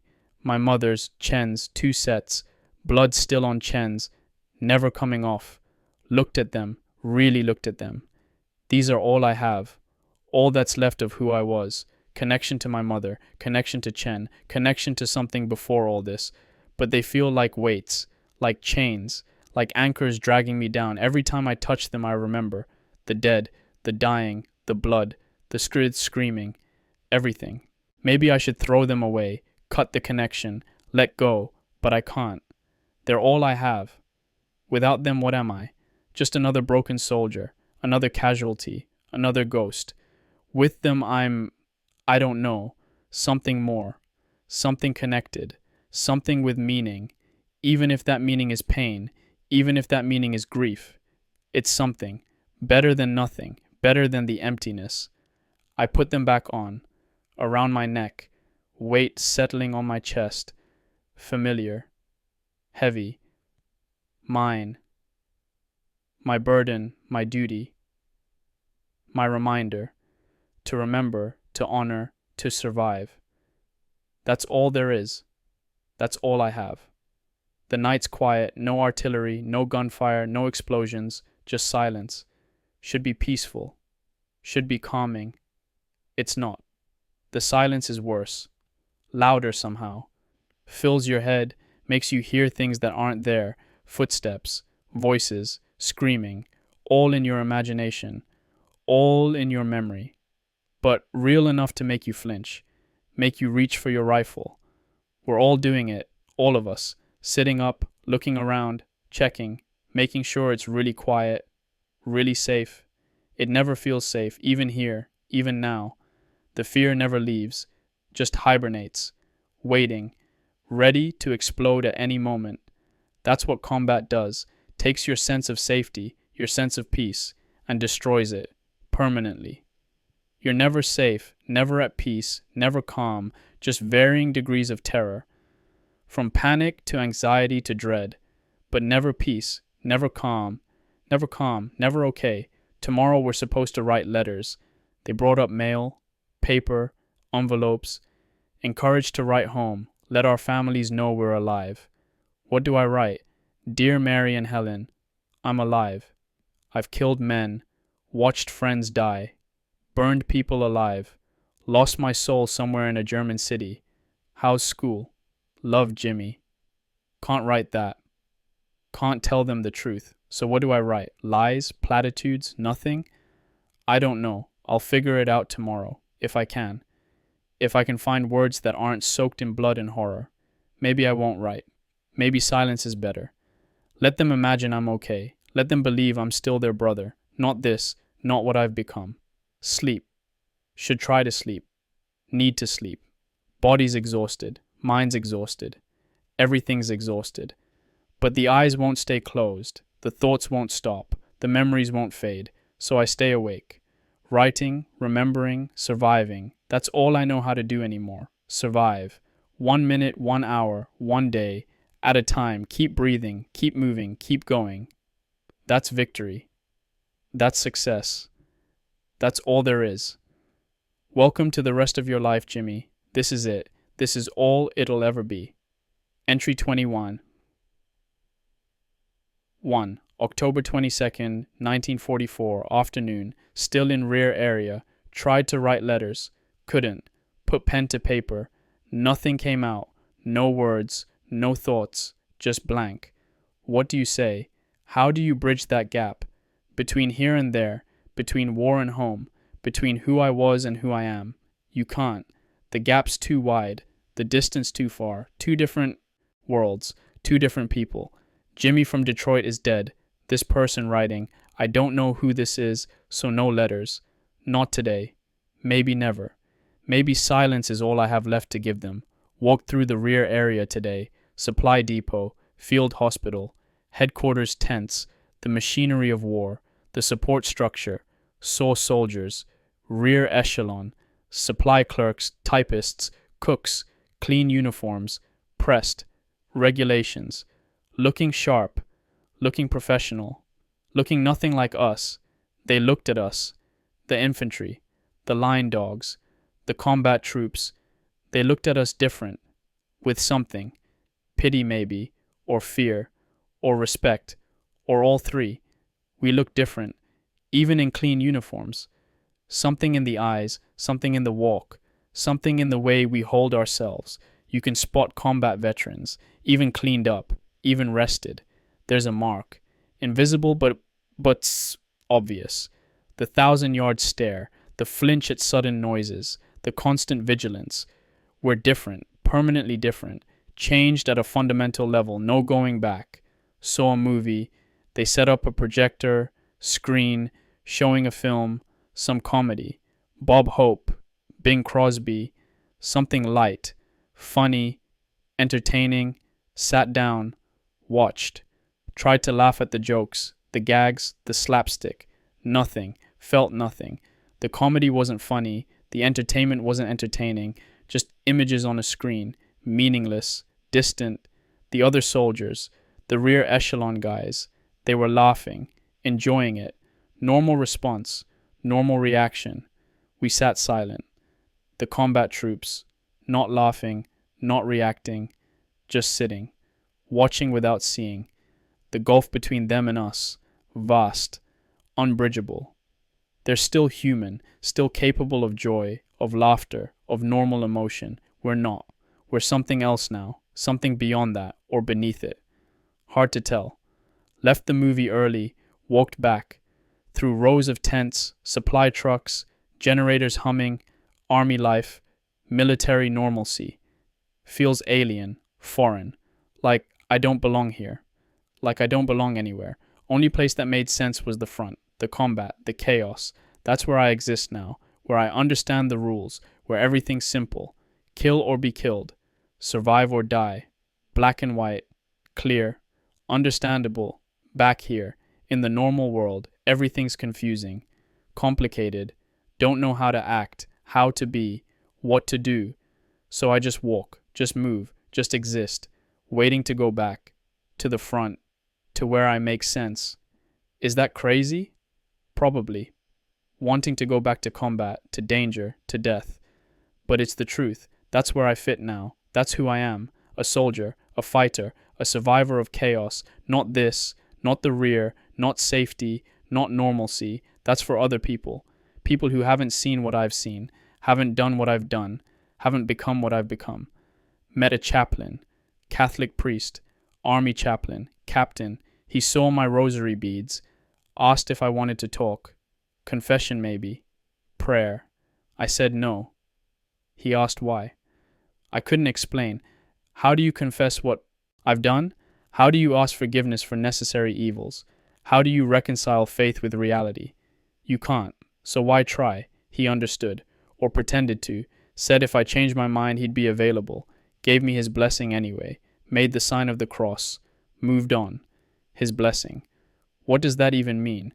God's grace, God's protection, God's love. If God's real, if he cares, then where was he in Aachen? Where was he when Chen died? When the German kid called for his mother? When we burned men alive? Nowhere. Absent. Silent. Uncaring. So what's a blessing worth? Nothing, just words. Empty ritual, meaningless gesture. But I thanked him anyway, because that's what you do. You go through motions. You pretend. You maintain the facade, even when everything's empty inside. The squad, we stick together, even here, even in safety. We don't split up, don't integrate with the rear guys, don't socialize, don't engage, just us, the combat veterans, the survivors, the broken. We understand each other, don't need words, just presence, just knowing someone else knows what it's like, what it costs, what it does to you. That's the real brotherhood. Not flag, not country, not cause, just shared suffering, shared trauma, shared survival. We're bound together, forever. By blood and death and horror. Can't break that bond, can't escape it, for better or worse. We're each other's family now, only family that matters, only people who understand. DeVito, Jackson, Martinez, the new guys. We're a unit, a squad, a family, forged in fire, tempered by death, unbreakable. That's what Aachen gave us, that bond, that connection, that terrible unity. Worth it? Don't know, can't calculate, can't measure. It just is. Orders came down. We move out tomorrow. New sector. Hurtgen Forest, again. Back to the meat grinder. Back to the nightmare. Part of me dreads it. The fear, the danger, the death. Part of me welcomes it. At least there I make sense. There I have purpose. There I know what I am, so we go. Tomorrow. Back to war, back to hell, back to where we belong. The rear was nice, brief respite, temporary peace, but it wasn't real. Wasn't our world. The front is real. The combat, the death, that's our reality. Our truth, our existence. So we return. To the only place that makes sense anymore. To war, to survival, to whatever comes next. Keep the boys alive. That's still the mission, still the purpose, still the only thing that matters. Murphy said it, I carry it. Forever. Keep the boys alive. One more day, one more battle, one more objective. Until the end. However it comes. Whenever it comes. That's all there is. That's everything. Entry 22, October 23rd, 1944. Night. Last night before moving out. Been thinking about the dead. All day. Can't stop thinking about them. The names, the faces, the moments they died. Need to write them down. All of them. Everyone from my squad who didn't make it. Everyone who died or got torn away. Everyone I couldn't save. This is my memorial, my remembrance, my way of making sure they're not forgotten.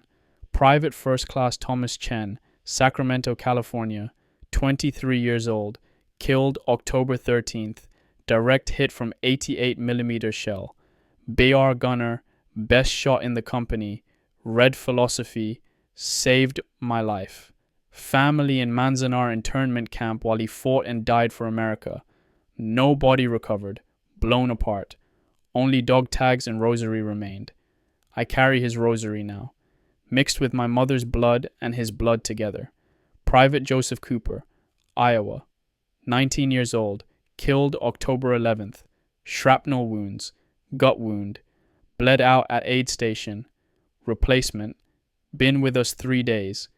Called for Ellie, his girl. Died in my hands. I don't know Ellie's last name. Can't tell her he thought of her at the end. Can't tell her anything. Private Robert Morrison, Michigan, 22 years old, killed October 10th. Mine, leg blown off, bled out in minutes. Been with us since Normandy. Good soldier, never complained, screamed when he died. Then stopped. The silence was worse than the screaming. Private William Patterson, Kentucky, 18 years old, wounded October 9th, sniper round through shoulder, evacuated, survived as far as I know. Babyface, talked about his ma constantly, about Sarah, his girl back home. Hope he made it. Hope he's somewhere safe. Far from this. Private James Coleman, Texas, 24 years old, wounded October 15th, shrapnel in leg, evacuated, survived. Been with us since Hurtgen Forest the first time, solid, dependable, lucky to get out alive. Most don't. Private Dennis Miller, Pennsylvania, 18 years old, killed October 20th, sniper, headshot, instant, replacement. Been with us one day. My first day leading. My fault. Positioned him wrong. Should have seen the sniper position. Should have protected him better.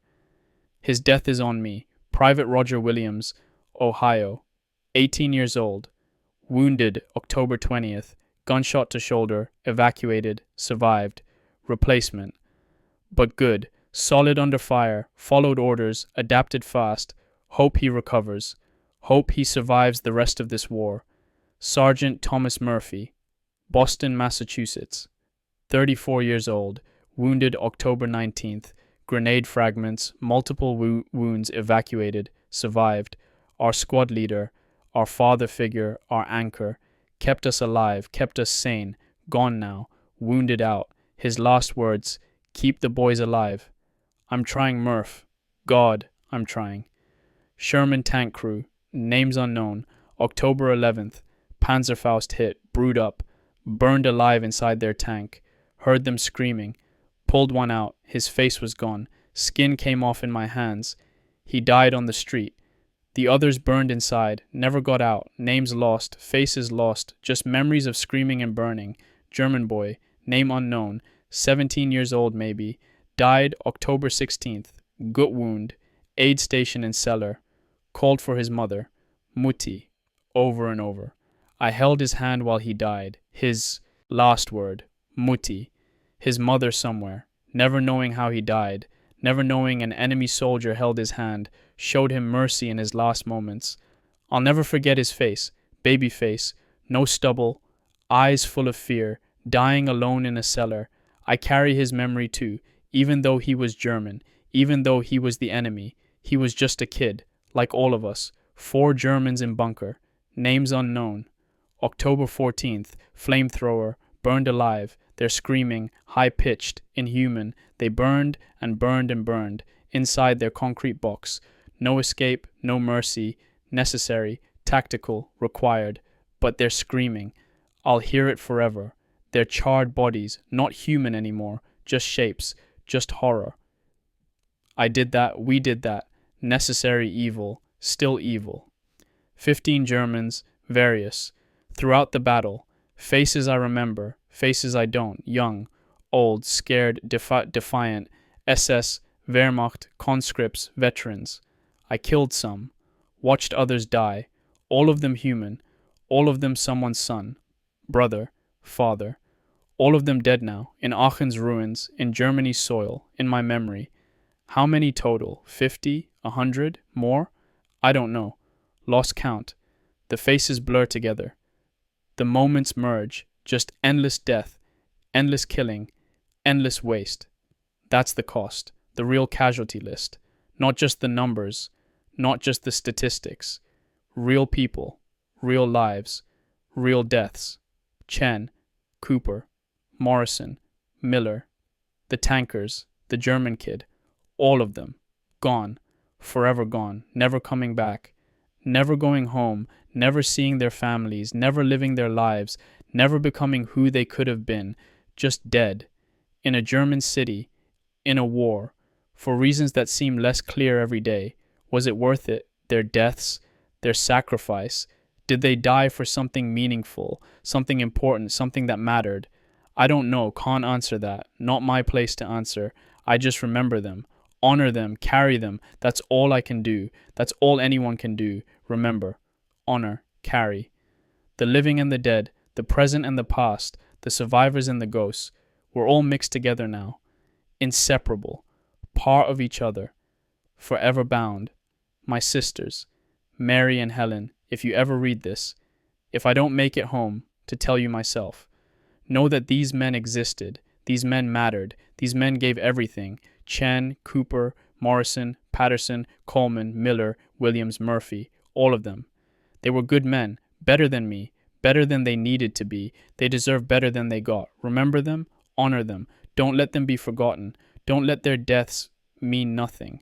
That's all I ask. That's all anyone can ask. To be remembered, to matter, to not disappear into history's void. These men, my squad, my brothers, my family, they mattered. They matter still. They'll always matter. As long as I'm alive to remember them, as long as I carry them with me, they're not truly gone. They're here, in my memory, in my heart, in these words, forever. That's my promise, my vow, my duty. I'll remember, I'll honor, I'll carry. Until my last breath, until my last moment, until I join them, wherever they are, whatever comes after. I'll tell their stories, I'll speak their names, I'll make sure they're known. That's what survivors do. That's our burden, that's our privilege.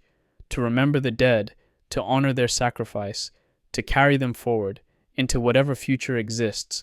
For however long we survive, we carry them, all of them, forever.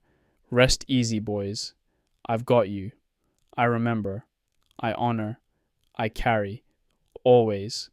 Entry 23, October 24th, 1944, morning, preparing to move out. Last entry from Aachen. Last words before we leave. Before we move to the next battle, the next grind, the next horror. Packed my gear. Checked my rifle. I'm a M1 Garand. Same one since Normandy. Cleaned and maintained. Ready for more. The squad's ready. DeVito, Jackson, Martinez. The new replacements. Names I'm learning. Faces I'm memorizing. Before they disappear too. We're moving to Hurricane Forest. Again. Back to the place that took half our company last month.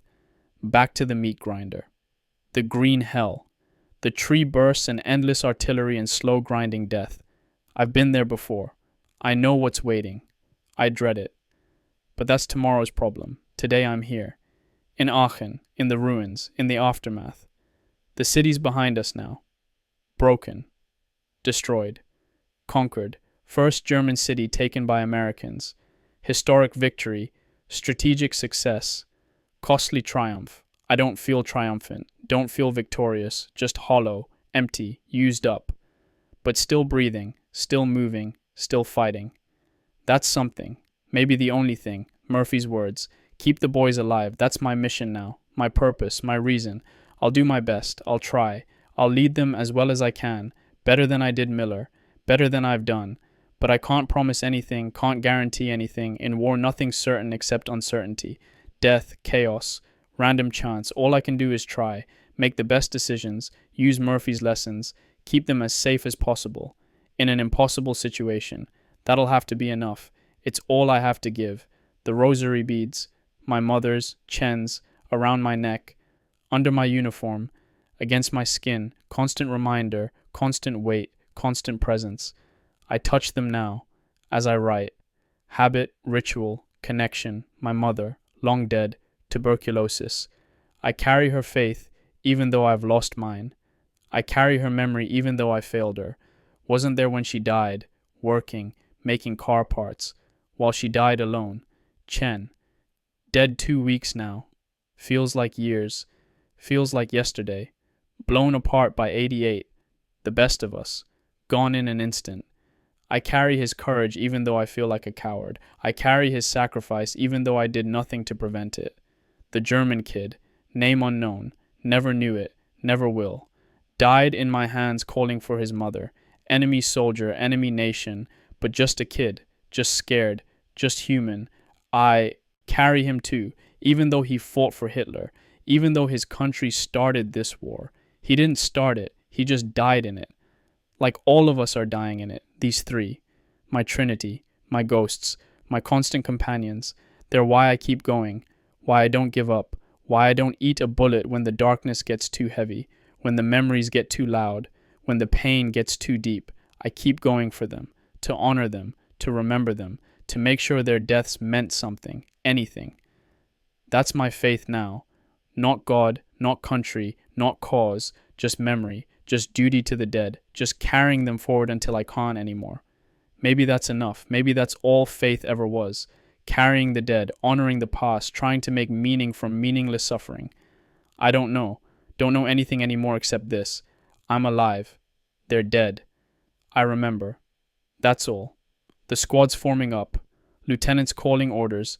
Time to move. Time to go. Time to return to war. I'm ready. As ready as I'll ever be. Not confident, not brave, not heroic, just ready to do the job, to lead the boys, to survive if I can, to die if I must. But to do it with honor, with purpose, with remembrance, for Chen, for my mother, for the German kid, for all the dead, for all the ghosts. I'll keep fighting, keep surviving, keep remembering. That's my promise, my vow, my duty, until the end. However it comes, whenever it comes, I'll carry them, I'll honor them, I'll remember always. This is James Kowalski, Private First Class, Acting Sergeant, Company K, 3rd Battalion, 26th Infantry Regiment, 1st Infantry Division, the Big Red One, 21 years old, from Hamtramck, Michigan, from Detroit, from home. I've seen things, done things, become things I never imagined, never wanted, never chose. But here I am, still breathing, still fighting, still trying to be good, trying to keep the boys alive, trying to honor the dead, trying to survive with some piece of myself intact. If someone finds this, if I don't make it, if Hurtgen or the next battle or the one after that finally gets me, tell my sisters I love them. Tell them Detroit beats Cleveland any day. Tell them their brother tried to be good, tried to do right, tried to come home. Tell them I'm sorry I couldn't, sorry I failed, sorry I left them. But tell them I never forgot them, never stopped loving them, never stopped trying, and tell them to remember Chen, Cooper, Morrison, all of them. The men who fought, the men who died, the men who gave everything. Remember them, honor them, don't let them be forgotten. That's all I ask. That's all any of us ask. To be remembered, to matter, to not disappear. We were here, we fought, we suffered, we survived, or we didn't. But we were here. We mattered. We were human. Remember that. Remember us. Please. The lieutenant's yelling. Time to move. Squads waiting, jobs waiting, wars waiting. I'm going now, into whatever comes, into Hurtgen, into death or survival, into the unknown. I'm scared, I'm tired, I'm broken, but I'm going. For Murphy, for Chen, for all of them, for the boys, for the squad, for the duty, for the living and the dead. I'm going. Keep the boys alive. That's the mission. That's everything. I'll do my best. God help me. I'll do my best. Goodbye, diary. Goodbye, past. Goodbye, whoever I used to be. This is who I am now. A soldier, a survivor, a keeper of ghosts. This is what war made me, for better or worse, forever. James Kowalski, Sergeant, 21st Infantry, 1st Division, Detroit, Michigan, October 24th, 1944. Still alive, still fighting, still remembering, always remembering. End diary. Optional historical epilogue, 30 seconds. Private First Class, James Kowalski survived the Battle of Hurtgen Forest. He fought through the Battle of the Bulge. He entered Germany again in early 1945. He was there when the war ended in May. He returned to Detroit in the fall of 1945. He never spoke about the war. He worked at Ford Motor Company for 38 years. He married. He had children. He lived quietly. He died in January 1992. He was 68 years old. This diary was found in his effects, along with 2 sets of rosary beads, one clean, one stained with blood that never washed out. His family donated both to the National World War II Museum, where they remain today. A reminder, a memorial, a testament to James Kowalski, to Thomas Chen, to all the men who fought, who suffered, who died, who survived, to the boys who became men in the ruins of Aachen, who carried ghosts, who never forgot. Remember them, honor them. They were here, they mattered, always.